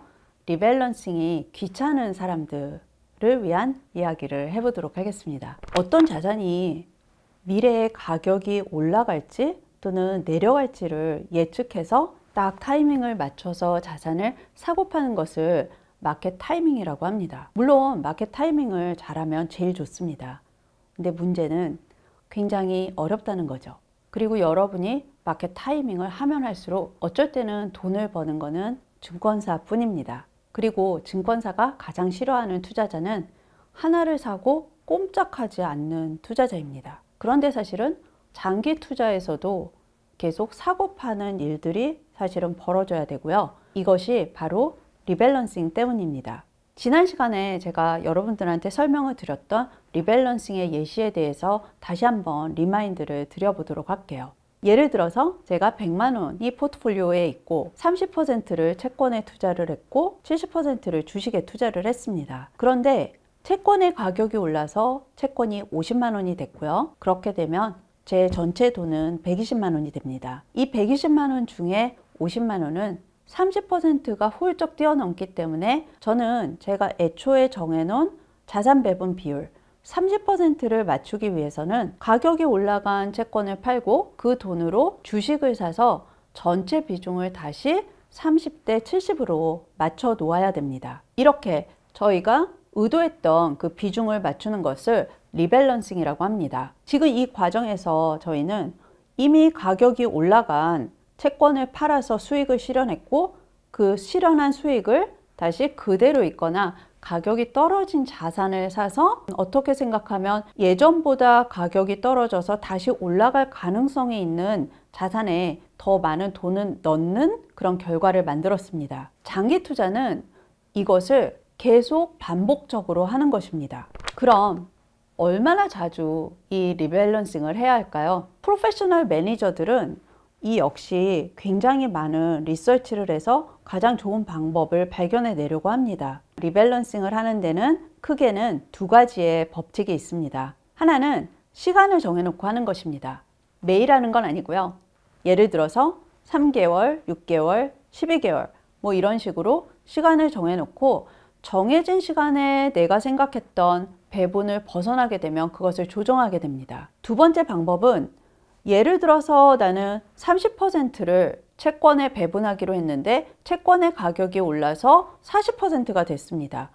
그러면 40%가 되는 순간 이거를 팔아서 30%로 맞춘다. 이렇게 가격이나 수익률에 맞춰서 룰을 정해놓는 것입니다. 그러면 시간이 더 나으냐? 아니면은 이렇게 수익률에 의해서 하는 게 더 나으냐? 사실 정답은 없습니다. 리밸런싱에서 가장 중요한 것은 언제 하느냐, 얼마만큼을 하느냐가 아니라 10년, 20년 장기 투자를 하는 동안 이것을 지속적으로 한다는 것입니다. 그런데 이야기만 들어보셔도 아무리 3개월에 한 번, 6개월에 한 번 한다고 하지만 굉장히 귀찮을 거라는 생각이 드실 겁니다. 이 귀찮음을 해결하는 방법은 자산 배분 펀드를 사고 거기에 투자를 하는 것입니다. 모든 운영사들은 자신의 펀드를 운영할 때 정기적으로 리밸런싱을 합니다. 그렇기 때문에 펀드에 투자를 하게 되면 저절로 정기적으로 리밸런싱이 된 펀드를 보유하게 되는 결과를 낳게 됩니다. 제가 여러 번 반복을 했습니다.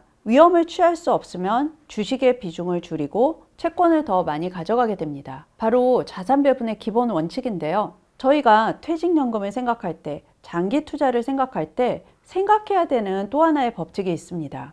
여러분들 나이가 들면서 점점 더 위험을 취할 수가 없게 됩니다. 그 이야기는 지금 내가 어떤 자산 배분 포트폴리오를 가지고 있다고 하더라도 내 나이가 들어감에 따라서 지금 정해놓은 룰에서 위험 자산인 주식의 비중을 줄여나가야 된다는 것입니다. 그렇다면 지금 제가 리밸런싱의 이야기를 하면서 지금 가지고 있는 자산 배분 포트폴리오에서 30%가 늘어나면 줄여야 되고 이런 리밸런싱을 해야 됐고, 그리고 시간이 지나가면서 또 거기에 맞춰서 리밸런싱을 해야 되는 그런 복잡함이 더해집니다. 무지무지 귀찮은 일이죠. 그리고 이 문제를 한 번에 해결한 상품은 바로 타겟데이 펀드입니다.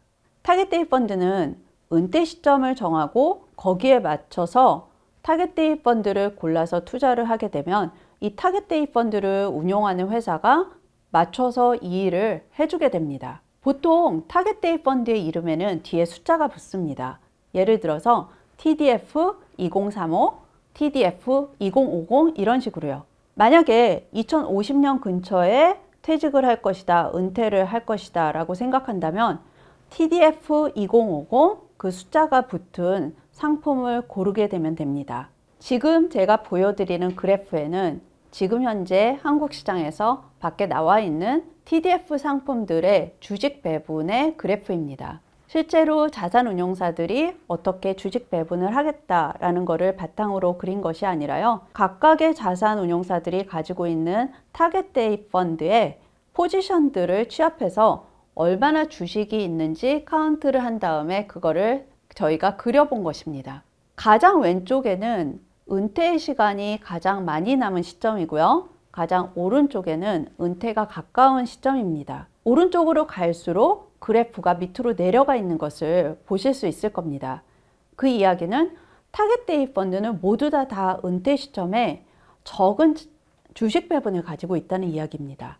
왼쪽에 훨씬 더 큰 숫자들이 있는데요. 그거는 처음에 타겟데이 펀드를 들을 때, 은퇴 시점이 멀리 있을 때는 주식의 배분이 전반적으로 다 높습니다. 각각의 선들은 다른 타겟데이 펀드 시리즈들이 2055, 2050처럼 은퇴가 많이 남은 시점에서부터 2030 이렇게까지 은퇴가 별로 안 남은 시점의 타겟데이 펀드까지의 주식 배분을 선으로 표시해 준 겁니다. 다른 TDF마다 굉장히 다른 주식 배분을 가지고 있을 뿐만 아니라 그 주식의 배분을 줄이는 속도 역시 굉장히 다르다는 것을 보실 수 있을 겁니다. 물론 어렵습니다. 하지만 퇴직연금, 매년 저축하는 돈을 굴릴 타겟데이 펀드를 고르는데 이 정도는 확인해 보고 골라야 되지 않을까요?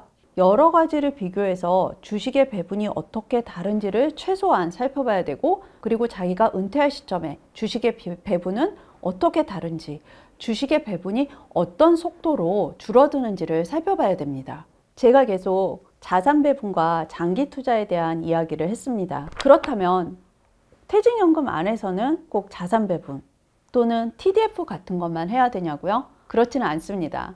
퇴직연금 안에서도 ETF를 할 수가 있습니다. ETF를 통해서 자산 배분이나 TDF에 투자를 하는 것보다는 조금 더 액티브한 그런 투자를 해볼 수도 있습니다. 물론 여기에서도 제가 앞서 말씀드린 투자의 가장 중요한 원칙들은 지켜져야 됩니다. 첫 번째, 어떤 점수를 내는지 알아야 된다.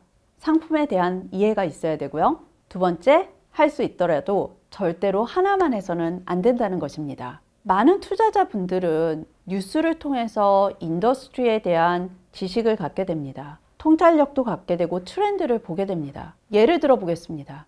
요즘 전기차 이야기가 굉장히 많이 나왔습니다. 중국 전기차 회사 BYD에 대한 뉴스가 굉장히 최근에 많이 나왔었는데요. 뉴스를 팔로우하면서 이렇게 혁신을 하는 회사들의 투자를 한번 해보고 싶다라는 생각을 할 수 있습니다. 장기 투자로 굉장히 좋다는 생각을 할 수도 있습니다. 그렇다면 이런 생각을 가지고 있을 때도 이를 잘 표현할 수 있는 그런 금융상품을 퇴직연금 계좌에 담아야 됩니다. 그렇다면 이 투자 수단을 어떻게 찾을 수 있을까요? 퇴직연금 안에서는 한국 시장에서 상장이 된 ETF를 이용을 할 수 있고요. 각각의 ETF는 이런 회사들을 가지고 있을 수 있습니다. 그렇다면 내가 BYD라는 회사, 전기차를 만드는 회사가 굉장히 잘할 것이라고 생각하고 나는 이 회사의 잘하는 거에서 혜택을 받고 싶다면 이 회사를 많이 가지고 있는 ETF를 골라 투자를 조금 해보면 됩니다. 물론 딱 하나의 ETF만 골라서 해서는 안 됩니다. 퇴직연금을 운영하고 장기 투자를 하는데 앞에서 우리가 얘기했듯이 모든 사람들이 노후를 딱 하나의 방법으로 준비해야 하는 것이 아닌 것처럼 투자 역시 똑같습니다. 딱 하나의 방법이 정답은 아니라고 생각합니다. 어떤 사람들한테는 자산 배분이 맞을 수 있고 어떤 사람들한테는 TDF에 가입하는 게 맞을 수 있습니다. 그리고 또 어떤 사람들한테는 투자 공부를 열심히 하면서 ETF를 사용해서 자기가 직접 약간 더 액티브하게 투자를 하는 방법을 선택할 수도 있습니다. 중요한 건 이렇게 다른 방법을 선택하더라도 투자의 가장 기본적인 원칙은 지켜야 된다는 것입니다. 제가 여러분들한테 소개해드린 3가지 투자의 법칙은 그 어떤 투자를 하더라도 적용이 되는 법칙이라고 생각합니다. 이 법칙을 잘 지키면서 퇴직연금을 잘 이용해서 성공적인 은퇴를 준비하시기 바랍니다. 여기까지 제 강의이고요. 여러분들이 퇴직연금을 운영하시는데 정말 많은 도움이 되었으면 좋겠습니다. 감사합니다.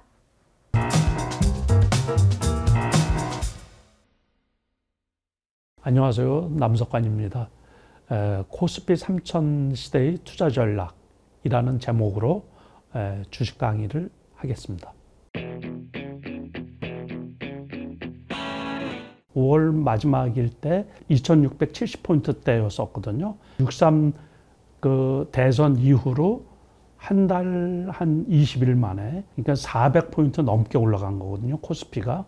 그리고 저점 대비해서는 뭐 말할 것도 없이 많이 올라갔죠. 코스피가 900포인트 올라간 거예요. 우리가 2020년에 심지어 이제 그때 1500포인트였었거든요. 코로나 때. 그리고 그 다음에 3300포인트까지 올라갔었단 말이에요. 진짜로 단기간에 그렇게 급등한 경우는 참 보기가 쉽지가 않은 경우거든요. 일단은 그렇게 바뀌게 된 게 시장 전체가 우호적이었죠. 요번에 정부에서 친주주 환원 정책, 또 주식 친화적인 정책, 이거를 피다 보니까 거기에 맞춰가지고 외국인 기관들이 주가를 이제 끌어올리게 된 거죠.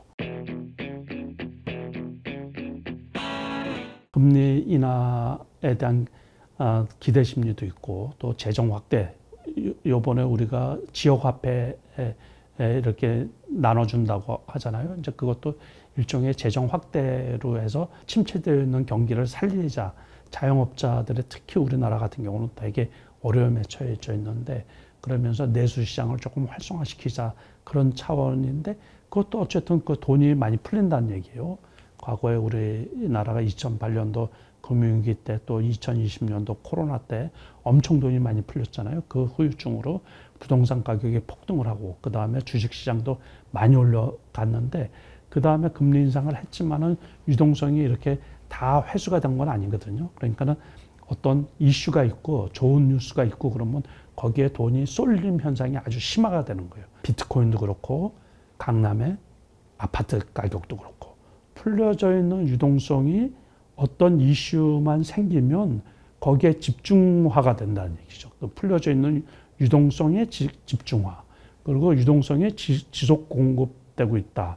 그래서 이제 우리나라 시장도 괜찮다고 하다 보니까는 그냥 잠재적으로 갖고 있던 돈들 있잖아요. 그래서 그게 이제 주식 시장에 많이 대기 자금으로 많이 와 있거든요. 이 주가가 급등을 한 거거든요. 종가 기준으로 해서 오늘 월요일인데 7월 21일, 그런데 이제 이 코스피가 3,200을 돌파를 했거든요. 그러니까 향후에 주가는 시장 전체가 우호적이다. 그러니까 시장 참여자들도 우호적이다. 그 매수 주체가 있을 거 아니에요. 그래서 오늘도 역시 가장 많이 코스피 기준으로 해서 제일 많이 산 쪽이 그 외국인이에요. 그리고 기관하고 금융투자 쪽 공격적인 매수가 이어지고 있기 때문에 지수는 점진적으로 추가 상승할 가능성이 상당히 높다. 그렇게 보고 있거든요. 그리고 제일 많이 매도를 한 쪽이 이제 개인 투자가거든. 개인 투자가가 1조 넘게 매도를 한 거예요. 기본적으로 주식을 보는 매수 주체가 향후에 더 올라갈 가능성이 있다고 생각을 하다 보니까는 매수를 한 거예요. 단기적으로는 급등을 했지만 앞으로 향후 더 올라갈 거로 예상을 해서, 그럴 때는 이제 그 단기적으로 뭐 3,500으로 간다든지 4,000을 간다고 그렇게 생각할 필요가 없이 그냥 주가는 올라갈 때는 그냥 올라가는 대로 맡겨두는 거예요. 그게 이제 끝이 어딜지는 모르지만은, 그렇지만 일단은 정책 이슈 이벤트들이 선반영이 됐어요, 지금. 그래서 일부 종목들은 고점을 형성하고, 그 우리가 조방원이라고 그랬죠. 그 동안에 이제 조선, 방산, 원전, 이것들이 트로이카처럼 이렇게 지수를 견인해서 많이 올라갔는데, 그 중에 일부 종목들은 이제 고점 대비해서 한 10% 정도 떨어진 종목도 있고, 많이 떨어진 종목은 한 20% 정도도 떨어진 종목들이 있거든요. 그거를 극복하고 또 지수가 이렇게 경신하는 거는 안 올라갔던 섹터, 그런 쪽에서 이렇게 점진적으로 또 새로 이 키 맞추기라고 그러거든요. 올라가다 보니까 순환매송으로, 그러다 보니까 지수가 안 밀린다는 얘기예요. 너무 올라간 것들을 추격 매수하는 경우는 상당히 좀 부담스럽게 많이 있기 때문에 좀 조심해야 되는 부분들도 있어요. 그러니까 무조건 추격 매수는 하지 말고 어느 정도 지지를 하면은 거기에서 더 이상 안 떨어진다 싶으면은 많이 올라갔다고 하더라도 재매수할 필요가 있죠. 그렇게 해서 그거는 제가 이제 차트를 하나 이렇게 보여드리면 어떤 게 이제 그런 종목이 있냐면 요거는 코스피 일봉 차트예요. 저기에서 엄청 많이 떨어졌다가 아주 끝없이 올라가고 있잖아요. 지금 요런 모양이 나스닥 일봉 차트가 똑같아요. 저럴 때는 이제 조심해야 되는 게 많이 올라갔다고 해서 미리 팔아버리면은 추가 상승할 때 그 수익이 안 나요. 그러니까 우리가 이런 경험을 2020년도 코로나 때도 역시 했었거든요. 그러니까 꼭지를 보고 팔아도 괜찮다. 지수 데드 크로스가 발생할 때까지는 그냥 갖고 가도 괜찮다. 그렇게 보면 되거든요. 3,300까지 가느냐, 뭐 3,500까지 가느냐, 그런 거는 우문이라고 생각하면 돼요. 그렇게 미리 앞당겨서 생각할 필요가 없이 시장에 맡기는 게 좋아요. 이제 여기에서 보면은 하이닉스가 보면은 지난번에 이제 많이 올라갔다가 21선까지 떨어졌어요. 일봉 차트로. 그런데 다시 이제 30만 원까지 올라갔다가 지난주에 악재가 하나 나왔죠. 외국계에서도 이제 목표가를 낮추고 HBM에서 경쟁이 치열하다 보면 수익률이 낮아지지 않느냐라는 우려가 나오면서 고점 대비해서 한 10% 정도 떨어졌거든요. 27만 원. 그렇지만 오늘 이렇게 이제 반등을 했으니까는 그래서 무조건 떨어졌다고 해서 버릴 게 아니고 지지하고서 다시 올라가는 경우가 있거든요. 대형주 같은 경우는 잘 보시고서 일단은 그 추격 매수해도 되는 타이밍에는 적당하게 추격 매수해도 되지 않을까 싶은 거예요. 이제 그 다음에 그래프 하나를 더 보면은 이제 풍산 같은 경우가 있어요. 풍산. 전통적인 이 방산주, 이 조방원 중에 하나 방산주여서 급등을 했다가 21선도 밑에까지 떨어졌었거든요. 그 이유는 그때 현대로템이 8조 수주를 했어요. 그때 22만 원까지 가다가 18만 원까지 떨어졌는데 그때 같이 떨어진 거예요. 그러니까 이제 호재가 나왔는데 그게 파이널이라고 생각해서 확 떨어졌는데 21선에서 신고가를 친 거예요. 다시 치고 올라가서. 그러니까는 추세가 앞으로도 영업이익이 계속 날고 호재가 지속될 거라고 생각되는 주식은 21선이면 좋은 거죠. 일봉상.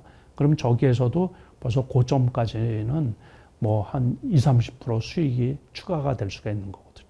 그러니까 저점일 다가 저런 종목은 이제 매수 기회다. 이렇게 보시면 되는 거예요. 그래서 무조건 많이 올랐다고 생각이 들어서 이제 무조건 매도하고 추가 매수를 하지 않고 그러면 안 되고 여기에도 옥석을 가리는 거거든요. 외국인이 지속적인 이제 자금 유입이 기대된다. 그래서 지수는 지금 3,200포인트까지 왔지만 시장이 원체 우호적이다 그런 얘기죠. 향후에 미국 주식도 마찬가지예요. 지난번에 그 4월 달 같은 경우는 그 나스닥이 15,000포인트 밑에까지 떨어졌었거든요. 지금은 신고가예요. 28,000포인트까지 올라왔는데 그렇게 이제 나스닥도 그 2만 포인트가 넘으면 항상 나오는 말이 있어요. 그러니까 밸류가 높다. 고평가된 게 아니냐. 그래가지고 평균 퍼가 되게 높거든요. 미국 주식이. 그래도 꾸물럭 하면서 지속적으로 상승하지 않을까 하는 게 제 판단이에요. 저 역시 미국장을 긍정적으로 보고 있고 거기에 맞춰서 단기간에 급등을 했지만 향후 주식시장이 보다 더 상승할 여지가 있지 않나 그렇게 이제 보고 있거든요. 미국도 역시 마찬가지지만 지금 당장 금리 인하가 되는 건 아니지만은 금리 인하에 대한 기대가 있거든요. 트럼프가 계속해서 압박을 많이 놓고 있거든요. 파월 의장을 금리 인하를 안 하면 퇴임을 시킨다든지. 그래서 올해 한두 차례 그러니까는 그 관세 전쟁으로 인한 인플레이션이 우려가 되는데 불구하고 금리 인하에 대한 기대도 있고 미국도 이래저래 살펴봐도 악재가 나올 게 별로 없어요. 그러니까는 급등하기는 조금 부담스러운데 점진적으로 그러니까 조정을 받을 때 낙폭은 약하고 그래서 꿈지럭 하면서도 꾸준히 올라갈 가능성이 있지 않나 그렇게 생각을 하거든요. 그래서 지금은 AI 시대고 AI 시대가 확장 지속되는 편이기 때문에 엔비디아가 88불까지 떨어졌었거든요. 4월 달에. 근데 지금 신고가예요. 그래서 170불이 넘었으니까는 바닥 대비해서는 그 배가 올라간 거죠. 올해 저점 대비해서는 배가 올라간 거고 하이닉스 같은 경우도 거의 뭐 80%, 90% 올라간 거죠. 16만 원대까지 떨어졌었는데 요번에 30만 원 넘었다가 지금 27만 원 하고 있으니까는 그래서 HBM 수요가 확장된다는 얘기죠. 그래서 이제 저거는 괜찮지 않을까 싶은 거예요. 그래서 저점일 때는 그 매수해도 되는 거고 이제 삼성전자는 지난주에 이제 호재가 나왔죠. 이재용 그 삼성 회장이 대법원에서 무죄 판결을 받아가지고 그 다음에 급등을 하면서 상당히 많이 올랐죠. 5만 원 초반이 저점이었는데 올해 지금 6만 7천 원, 8천 원까지 왔으니까는 늦게 이제 불이 붙은 거죠. 늦게. 그래서 상당히 그 저점 대비해서는 40% 가까이 35% 이상 상승을 한 거. 제가 보기에는 HBM이 그 발목을 잡아서 그러는 건데 그것만 만약에 제대로 된다 그러면 추가 상승이 가능하지 않을까 이렇게 생각이 드는 거예요. 금융주는 그동안에 상당히 많이 올라왔다가 배당 기대가 큰 거죠. 이제 투자 여건이 개선되고 또 역시 이 지주회사 그거로 인해 가지고 아무튼 상당히 많이 올랐어요. 근데 이제 일부 금융주들은 증권이나 은행주들은 고점 대비 한 10%씩은 떨어져 있어요. 그렇지만 아직은 그게 상법 개정이 통과가 안 된 거기 때문에 그러지 않나 저는 그렇게 생각을 하고 있거든요. 투자하기가 어렵잖아요. 이럴 때는 이제 지수는 계속해서 올라갈 것 같고 그럴 때는 이제 코스피 200 레버리지 ETF 지수 관련 ETF가 인버스가 있고 인덱스가 있거든요. 인버스는 떨어질 거라고 예상이 들 때 이제 매수를 하면은 떨어지는 만큼 수익이 나는 거고 보통은 인덱스 그러면 이제 그 지수 추종해서 수익이 나는 건데 보통은 지수가 변동성이 약할 때는 그 수익이 안 나요. 그래서 저 같은 경우는 레버리지 ETF를 보통 하거든요. 2배짜리. 그것도 앞으로 괜찮지 않을까 싶은 거예요. 지금 많이 올라왔는데 추가적으로 더 올라갈 거로 보고 급하게는 안 올라가겠죠. 그러니까 장기적으로는 뭐 3,500, 4,000까지도 갈 수 있게 이렇게 보고서 저것도 투자의 한 방법으로 사용하면 되지 않을까 그렇게 생각을 하거든요. 지금이 벌써 7월 하순이에요. 하반기가 아직도 많이 남았죠. 그러니까 2025년 하반기는 일단은 급격하게 올라왔기 때문에 상반기에 하반기에 급격하게 올라갈 거로 기대는 하지 않아요. 다시 말해서 지수는 점진적으로 상승할 것 같은데 어디까지 갈지는 모르죠. 그 3,500포인트까지 갈는지 3,300포인트 거기서 실런지 그거는 이제 몰라요. 외국인이 지금은 꾸준히 매수해 오고 있고 매도할 때도 본격적으로 대규모 매도는 없고 3,000포인트부터 요 현상이거든요. 요 말은 무슨 얘기냐면 기관 외국인 그 매수 주체들 있잖아요.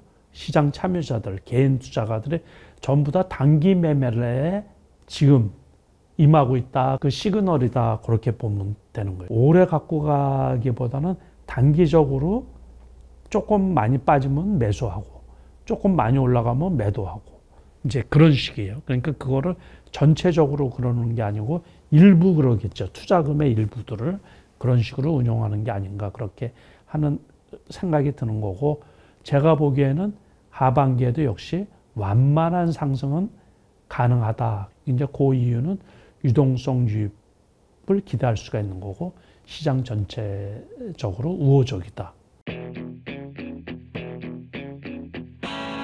섹터로 이렇게 보면 이제 반도체 같은 경우 실적 개선이 가시화되고 있다.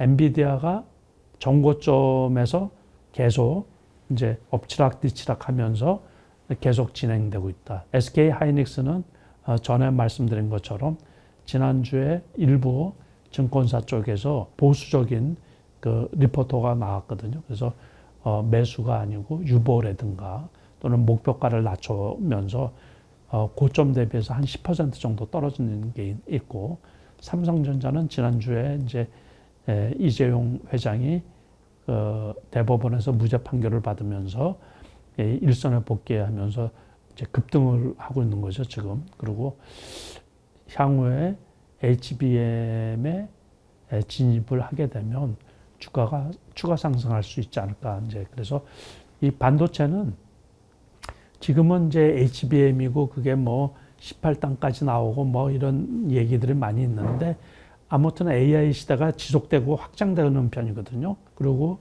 내년부터 유리기판, 이제 그 반도체가 등장할 수 있고, 소캠이라고 해가지고 제2의 HBM이라고 불리는 건데, 저거는 이제 저절전 반도체거든요.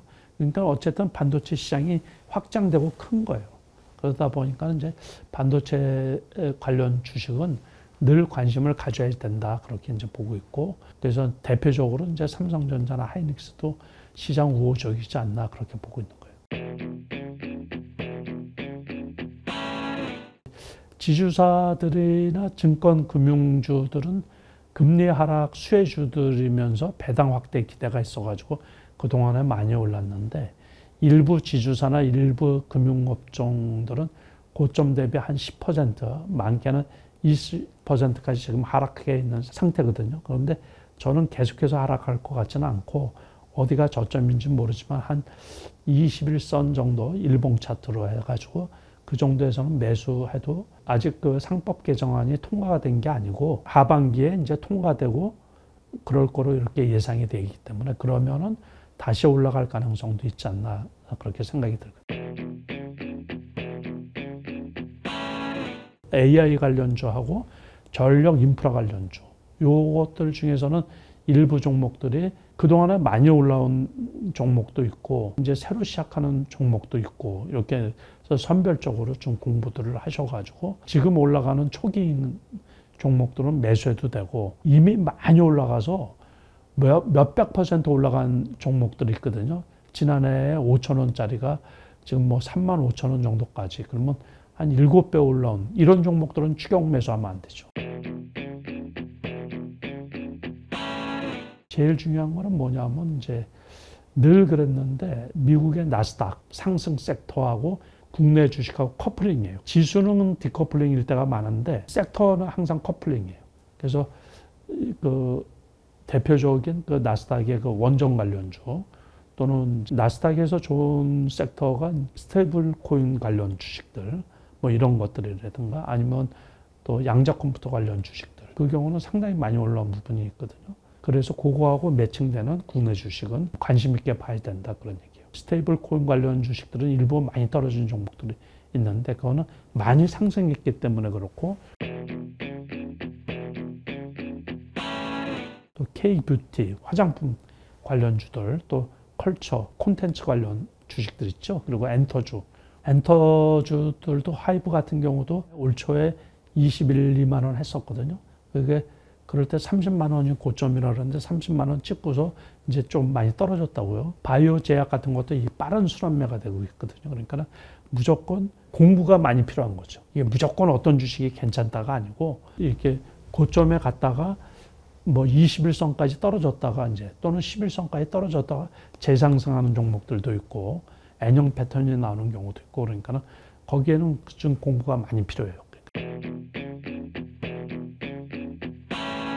무조건 고점 추격 매수는 어떤 종목이든지 상당히 위험하거든요. 그러니까 저점에 이제 기술적 분석을 통해 가지고 그래서 매수하는 거는 적극 권하고 있어요. 그리고 향후에도 하반기에도 제가 생각하기에 지수가 급등하기는 좀 어렵다 그랬잖아요. 완만한 상승은 기대할 수가 있는데, 그러다 보면은 그 개별주의 급등락이 더 심하지 않을까 싶은 거예요. 그래서 저점에 있는 것들 공부를 많이 하면 기회가 오지 않을까 싶은 거예요. 그렇게 대비해서 투자를 하면 그래도 하반기에도 좀 수익이 나지 않을까 그렇게 생각을 하고 있습니다. 기본적으로 어떤 주식이든지 저점 대비해서 많이 올라가면 밸류가 높아지는 거니까는. 그러니까 우리가 미래 가치가 아무리 선반영이 된다고 하더라도 이 주식 가격은 무조건 기업 가치에 수렴하게 돼 있어요. 기업이 돈 버는 것보다 많이 주가가 올라가면 그 이제 밸류가 높다 그러면서 버블이라고 우리가 조심하라고 하는 거죠. 그래서 제가 지난해 같은 경우는 올해 뭐 2,700, 800이면 고점이지 않느냐 그랬는데 이제 그것보다 많이 올라온 거는 지난해 대비해서 올해 상장사 영업이익이 떨어질 거로 예상을 하니까는 2,800, 700까지 이렇게 봤는데 정권이 바뀌면서 새로운 정부에서 시장 친화적인 정책을 피다 보니까는 미래에 올라갈 주식이 미리 올라간 부분도 있죠. 이제 배당을 많이 받을 거를 기대를 하고 또 자사주를 소각을 해버리면은 결국에 기업 가치가 올라갈 수가 있으니까는 그러니까 주가가 레벨업이 될 수가 있는 거니까는 그래서 이제 주가가 미리 올라간 부분도 있고 이제 그렇다는 얘기죠. 그래서 지금은 어떤 섹터든 그렇게 과열적인 분위기는 하나도 없거든요. 시장 전체적으로. 단지 이제 그 과거에보다 주가가 많이 올라온 부분 그런 쪽은 이제 조금 높이 사면은 불편한 거죠. 이제 주가가 떨어지면. 그래서 고점 추격 매수는 절대 금물이고 저점인데 이때 사도 되나 하고서 한번 조심하면서 한 21선 또는 일부 주식 같은 경우는 어떤 이슈로 인해서 급등을 했다가 유상증자 한 기업들이 많이 있거든요. 자금 확충을 하려고. 그러다 보면 주가가 엄청 많이 떨어질 수도 있는 거예요. 그러니까 그럴 때는 또 기술적인 분석이 필요가 없어요. 그러니까 개별주 중에서. 그러니까 그 유상증자 하는 물량 나오는 거 또는 무상증자도 역시 마찬가지고 전환사채 나오는 거 뭐 이런 것들을 잘 체킹을 해야 돼요. 주식수가 많아지면 올라가기가 어렵죠. 상당히. 그래도 전체적으로는 지수 전체는 그래도 하반기에도 역시 우호적이지 않을까 싶은 거예요. 그게 이제 가시화되면 주가에 조금 영향을 받을 수도 있겠죠. 처음에 트럼프가 겁을 많이 줘가지고 지금 안 먹히는 거예요. 미국 입장에서는 상반기 때 이렇게 결과 나온 걸 보니까는 관세 수입이 4배가 늘었다 그러거든요. 그러니까 미국 시장에는 상당히 좋은 거예요. 과거처럼 그렇게 많이 떨어질 것 같지는 않고 떨어지면 이게 매수 기회구나라고 생각을 해서 대기하고 있는 자금이 상대적으로 많이 있다. 그래서 너무 겁먹을 필요는 없지 않나 싶어요. 그 종목은 이제 얘기하기가 어려운 게 그 변동성이 크다 그랬잖아요. 변동성이. 그래서 좋은 종목이라고 말하기는 어렵고 삼성전자 같은 경우는 괜찮고 제가 보기에 지수는 올라갈 것 같고 그래서 그러면 불편하지 않은 이제 코스피 200 레버리지 ETF 같은 경우는 괜찮지 않을까 싶은 거예요. 반도체가 괜찮을 것 같으면은 미국 반도체 ETF도 괜찮다고 봐요. 저 역시 그거는 아직도 갖고 있거든요. 아직도 갖고 있고 떨어지면 더 살려고 그러고. 엔비디아 같은 경우도 미국의 HBM 관련해서 엔비디아하고 뭐 이제 여러 종목들이 있죠. 그러니까 마이크론 테크놀로지도 있고 그러는데 그거는 아니에요. 그래서 거기에서 미국은 오로지 괜찮은 게 엔비디아하고 TSMC 그게 괜찮아요. 제가 보기에. 그래서 그것들은 떨어지면 이제 살려고 하는 거고 미국의 이제 대표적인 원전주가 있거든요. 그 종목도 보초로 세워두고 있는데 그것도 지금은 밸류가 올해 너무 많이 올라가가지고 그래서 밸류가 조금 높다고 하는데 그것도 좀 조정을 받으면 이제 살 예정이고 미국의 양자 컴퓨터 관련주들 중에서 D-Wave컴이나 뭐 이런 것들이 있어요. 그런데 그런 것들도 조금 쉬면 매수할 생각이에요. 지금 국장에서는. 그래서 삼성전자는 괜찮고 뭐 하이브나 그 엔터주들도 괜찮게 봐요. 엔터주들. 그래서 그것들도 적정한 가격. 하이브 같은 경우가 한 26만 원 이 정도면 매수해도 되지 않을까 싶은 거예요. 금융주들 중에서는 이제 몇 개 괜찮은 것들이 있는데 그것도 이제 고점 대비해서 조금 떨어져서 그래프가 조금 괜찮으면 증권주나 뭐 그런 것들은 괜찮은 것들이 있죠. 그러니까 미래에셋 증권 요것도 지금 고점 대비해서는 한 10% 정도 떨어졌거든요. 2만 원 정도는 괜찮을 거. 바이오 같은 거는 원체 빨라요, 이런 게. 그래서 지금 말씀드리기는 뭐하고. 그래프 많이 보시고, 회사 괜찮은가 이제 살펴보시고, 그래서 많이 떨어진 것들은 이제 괜찮죠. 일단은 주식 투자는 돈을 벌기 위해서 하는 거거든요. 돈을 버는데 매개 역할을 하는 게 주식이야. 그래서 저는 주식을 뭐 영원히 갖고 있어 본 적도 없고, 아주 오래 갖고 있어 본 적이 상당히 좀 드물어요. 돈이 작을 때는 이제 빨리 회전되는 종목을 사가지고서 돈을 많이 벌었던 거거든요. 일정 부분 이제 돈이 많아지니까는 그러면 오래 갖고 갈 주식도 이제 가치 투자를 하는 거죠. 함께. 그래서 지금도 역시 두 가지를 병행하고 있어요. 오래 갖고 가도 되는 종목. 이럴 경우는 이제 인덱스 ETF 같은 경우를 많이 지수 관련 그런 경우를 많이 활용을 하고, 미국의 나스닥 추종하는 ETF 있잖아요. TQQ 3배짜리. 저는 그거를 상당히 오랫동안 하거든요. 작년도 그거로 하고. 그래서 그거를 저점일 때 많이 사고, 스스로 고점이라고 생각하면 이제 다 팔고, 한 줄을 갖고 있어요. 한 줄을 갖고 있다가 상당히 많이 떨어진다 그러면 이제 또 다 사고. 그 경우는 이제 항상 지수하고 같이 항상 하는 거예요. 그래서 그 ETF를 많이 활용을 하는데, 아무튼 우리가 그 주식을 사거나 팔 때 이제 이 분석해야 되는 부분들이 있어요. 그래서 그거를 기본적인 분석, 기술적인 분석, 시장 분석, 이렇게 세 개로 나눌 수가 있는 거거든요. 이 기본적인 분석은 이제 개별 종목의 기본적인 회사에 관한, 그 기업에 관한, 우리가 쉽게 말하면 PER, PBR이라고 하는 거 있죠. 그런 거를 이제 분석해서 또 이 회사가 하는 업종이 어떤 건가, 성장할 가능성이 있나, 영업이익이 앞으로 계속해서 늘어날 수 있나, 그런 걸 살펴보는 걸 우리가 주식 분석에 있어서 기본적인 분석이라고 그렇게 얘기를 하고, 쉽게 말해서 이제 차트라고 하는 거 있어요. 차트, 일봉 차트, 뭐 그 보조지표도 역시 마찬가지고, 그런 거를 지금 사도 될 때인가 할 때 차트를 이렇게 한번 보는 거예요. 그러면 이격이 너무 발생했을 때는 절대로 안 사죠. 개인 투자자분들 중에서 많은 분들이 기술적인 분석을 전혀 몰라요. 그러고서 그냥 누가 좋다 그러면 뭐 그냥 사는 경우가 있거든요. 역배열일 때 매도를 하고, 지수 역배열일 때는 이제 데드 크로스가 발생했다 그럼 무조건 매도해야 되죠. 지수 골든 크로스가 발생했다 그러면 무조건 매수를 하는데, 어떤 종목을 매수하느냐, 그런 거를 이제 공부하는 게 기술적인 분석.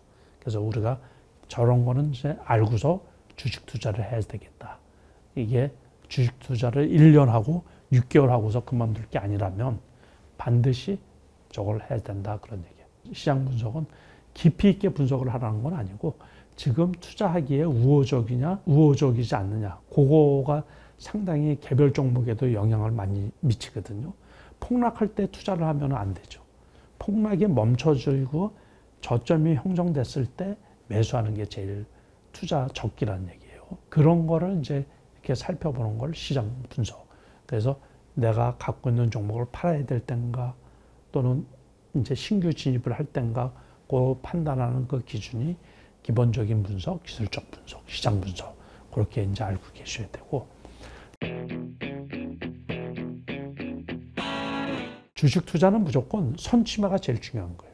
올라가기 전에 밑에 있을 때 사야지, 많이 올라간 다음에 사면 불안하기 이를 데가 없는 거예요. 근처에 있는 사람들이, 자기 동료나 이런 사람들이 나 죽겠다 나 50% 빠졌어 뭐 이럴 때 이제 사야 된다는 얘기.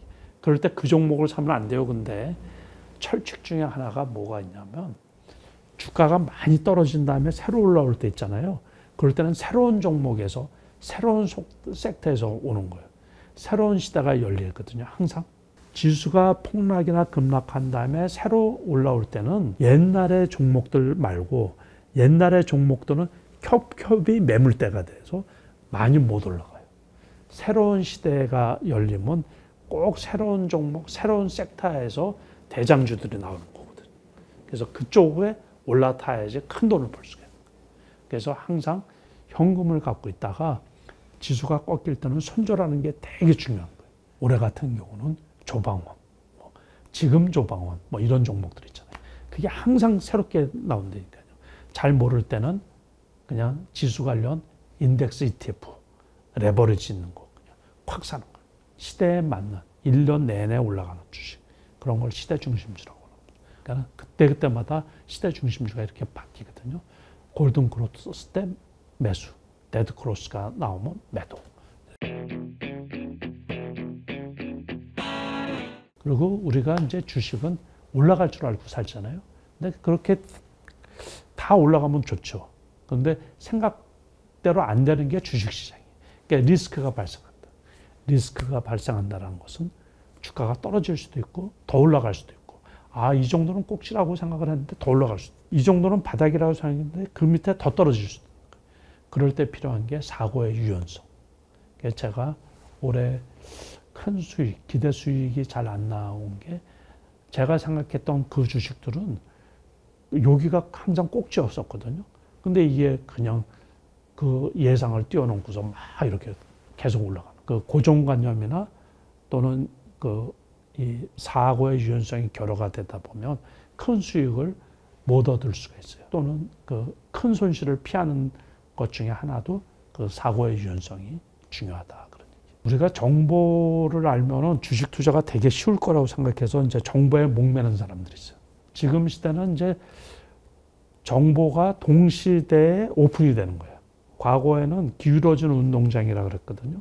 그래서 정보를 빨리 얻는 쪽하고 정보를 늦게 얻는 쪽에 차이가 있어서 주가가 완만하게 올라가는 경우가 많아요. 그런데 요즘에는 SNS로 미국 주식이 딱 끝나자마자 벌써 그게 분석해가지고 아침 6시 반, 7시 되면 이 휴대폰에 딱 와요. 그런 시대이기 때문에 그거를 전 시대에 전체 투자자가 동시에 다 얻을 수가 있어요. 그러다 보니까는 쏠림 현상으로 급등하는 경우가 상당히 많이 있거든요. 그리고 또 그게 딱 끝나고 나면 그냥 주가가 쑥 떨어진다든가. 그래서 주식 투자하기가 되게 어렵죠. 그래서 우리는 어떻게 이해를 하고 그래야 되냐면 지나간 정보를 재활용하는 방법. 이게 종목이 바꿔지면서 상황은 비슷한 상황이 계속 되풀이가 되거든요. 그러니까는 이게 올해 한 해만 하고서 그만두실 분 아니면 꾸준히 공부를 하시면 여러분들한테 수익 날 수 있는 기회가 꾸준히 오지 않을까 싶은 거예요. 지수를 견인하는 주체가 기관 외국인이잖아요. 그럴 때는 개별주가 안 돼요. 왜 그러냐면 지수가 많이 올라가면 지수 관련주만 해도 장이 좋은데 개별주라는 것은 개인 세력들이 주가를 소위 말해서 이슈에 의해서 끌어올릴 때 개별주가 잘 되는 거거든요. 그러면 코스닥이 잘 되는 거지. 22년에 2차 전지가 급등을 할 때는 2차 전지에 주로 포진하고 있는 게 코스닥에 포진이 되어 있던 거거든요. 그러다 보니까 코스닥 업체가 그 지수가 많이 올라갔는데 근데 지금은 그게 아니라 큰 회사들도 코스피로 옮겼잖아요. 그러다 보니까 코스닥은 상대적으로 지수를 견인할 만한 메리트가 없는 거죠. 그렇게 보시면 돼요. 그거는 이제 그 상황에 따라서 틀려요. 미국의 나스닥 ETF 같은 경우는 몇 년씩 한다니까, 몇 년씩. 그거는 비중만 줄이는 거죠. 기본적으로 국내 주식은 급등하는 패턴이 이 상반기에 있죠. 그 몇 개월 안 돼요. 그래서 일반론이에요. 일반적으로 국장에서 제일 하기 좋은 달은 3월 달부터 6월 달까지. 그리고 그게 통상적으로 매년 그래요. 거의 대부분. 그래서 제가 누차 여러 번 말씀을 드리지만 국내장은 1, 2월 달에 장이 나쁘잖아요. 그러면 무조건 매수, 적극적으로 매수. 제가 이 얘기는 올 초에도 여러 채널에서 다양하게 얘기해요. 그래서 그때도 잘 모르면 지수 관련 코스피 200 인덱스 ETF. 그러면 영락없이 올라가요. 그리고 하반기에는 이제 왜 지수가 그렇게 치고 올라가기 어렵냐면 우리가 연초가 되면 목표라는 게 있잖아요. 목표. 사람도 개인이 목표를 세우고 기업도 마찬가지고 투자하는 회사들도 마찬가지. 그러니까는 큰 이 투자사들도 기관 투자가들 은행이나 증권이나 뭐 이런 데들도 몇백억 너희 이걸 가지고 운용을 하라고 하면은 목표 수익률이 나오거든요.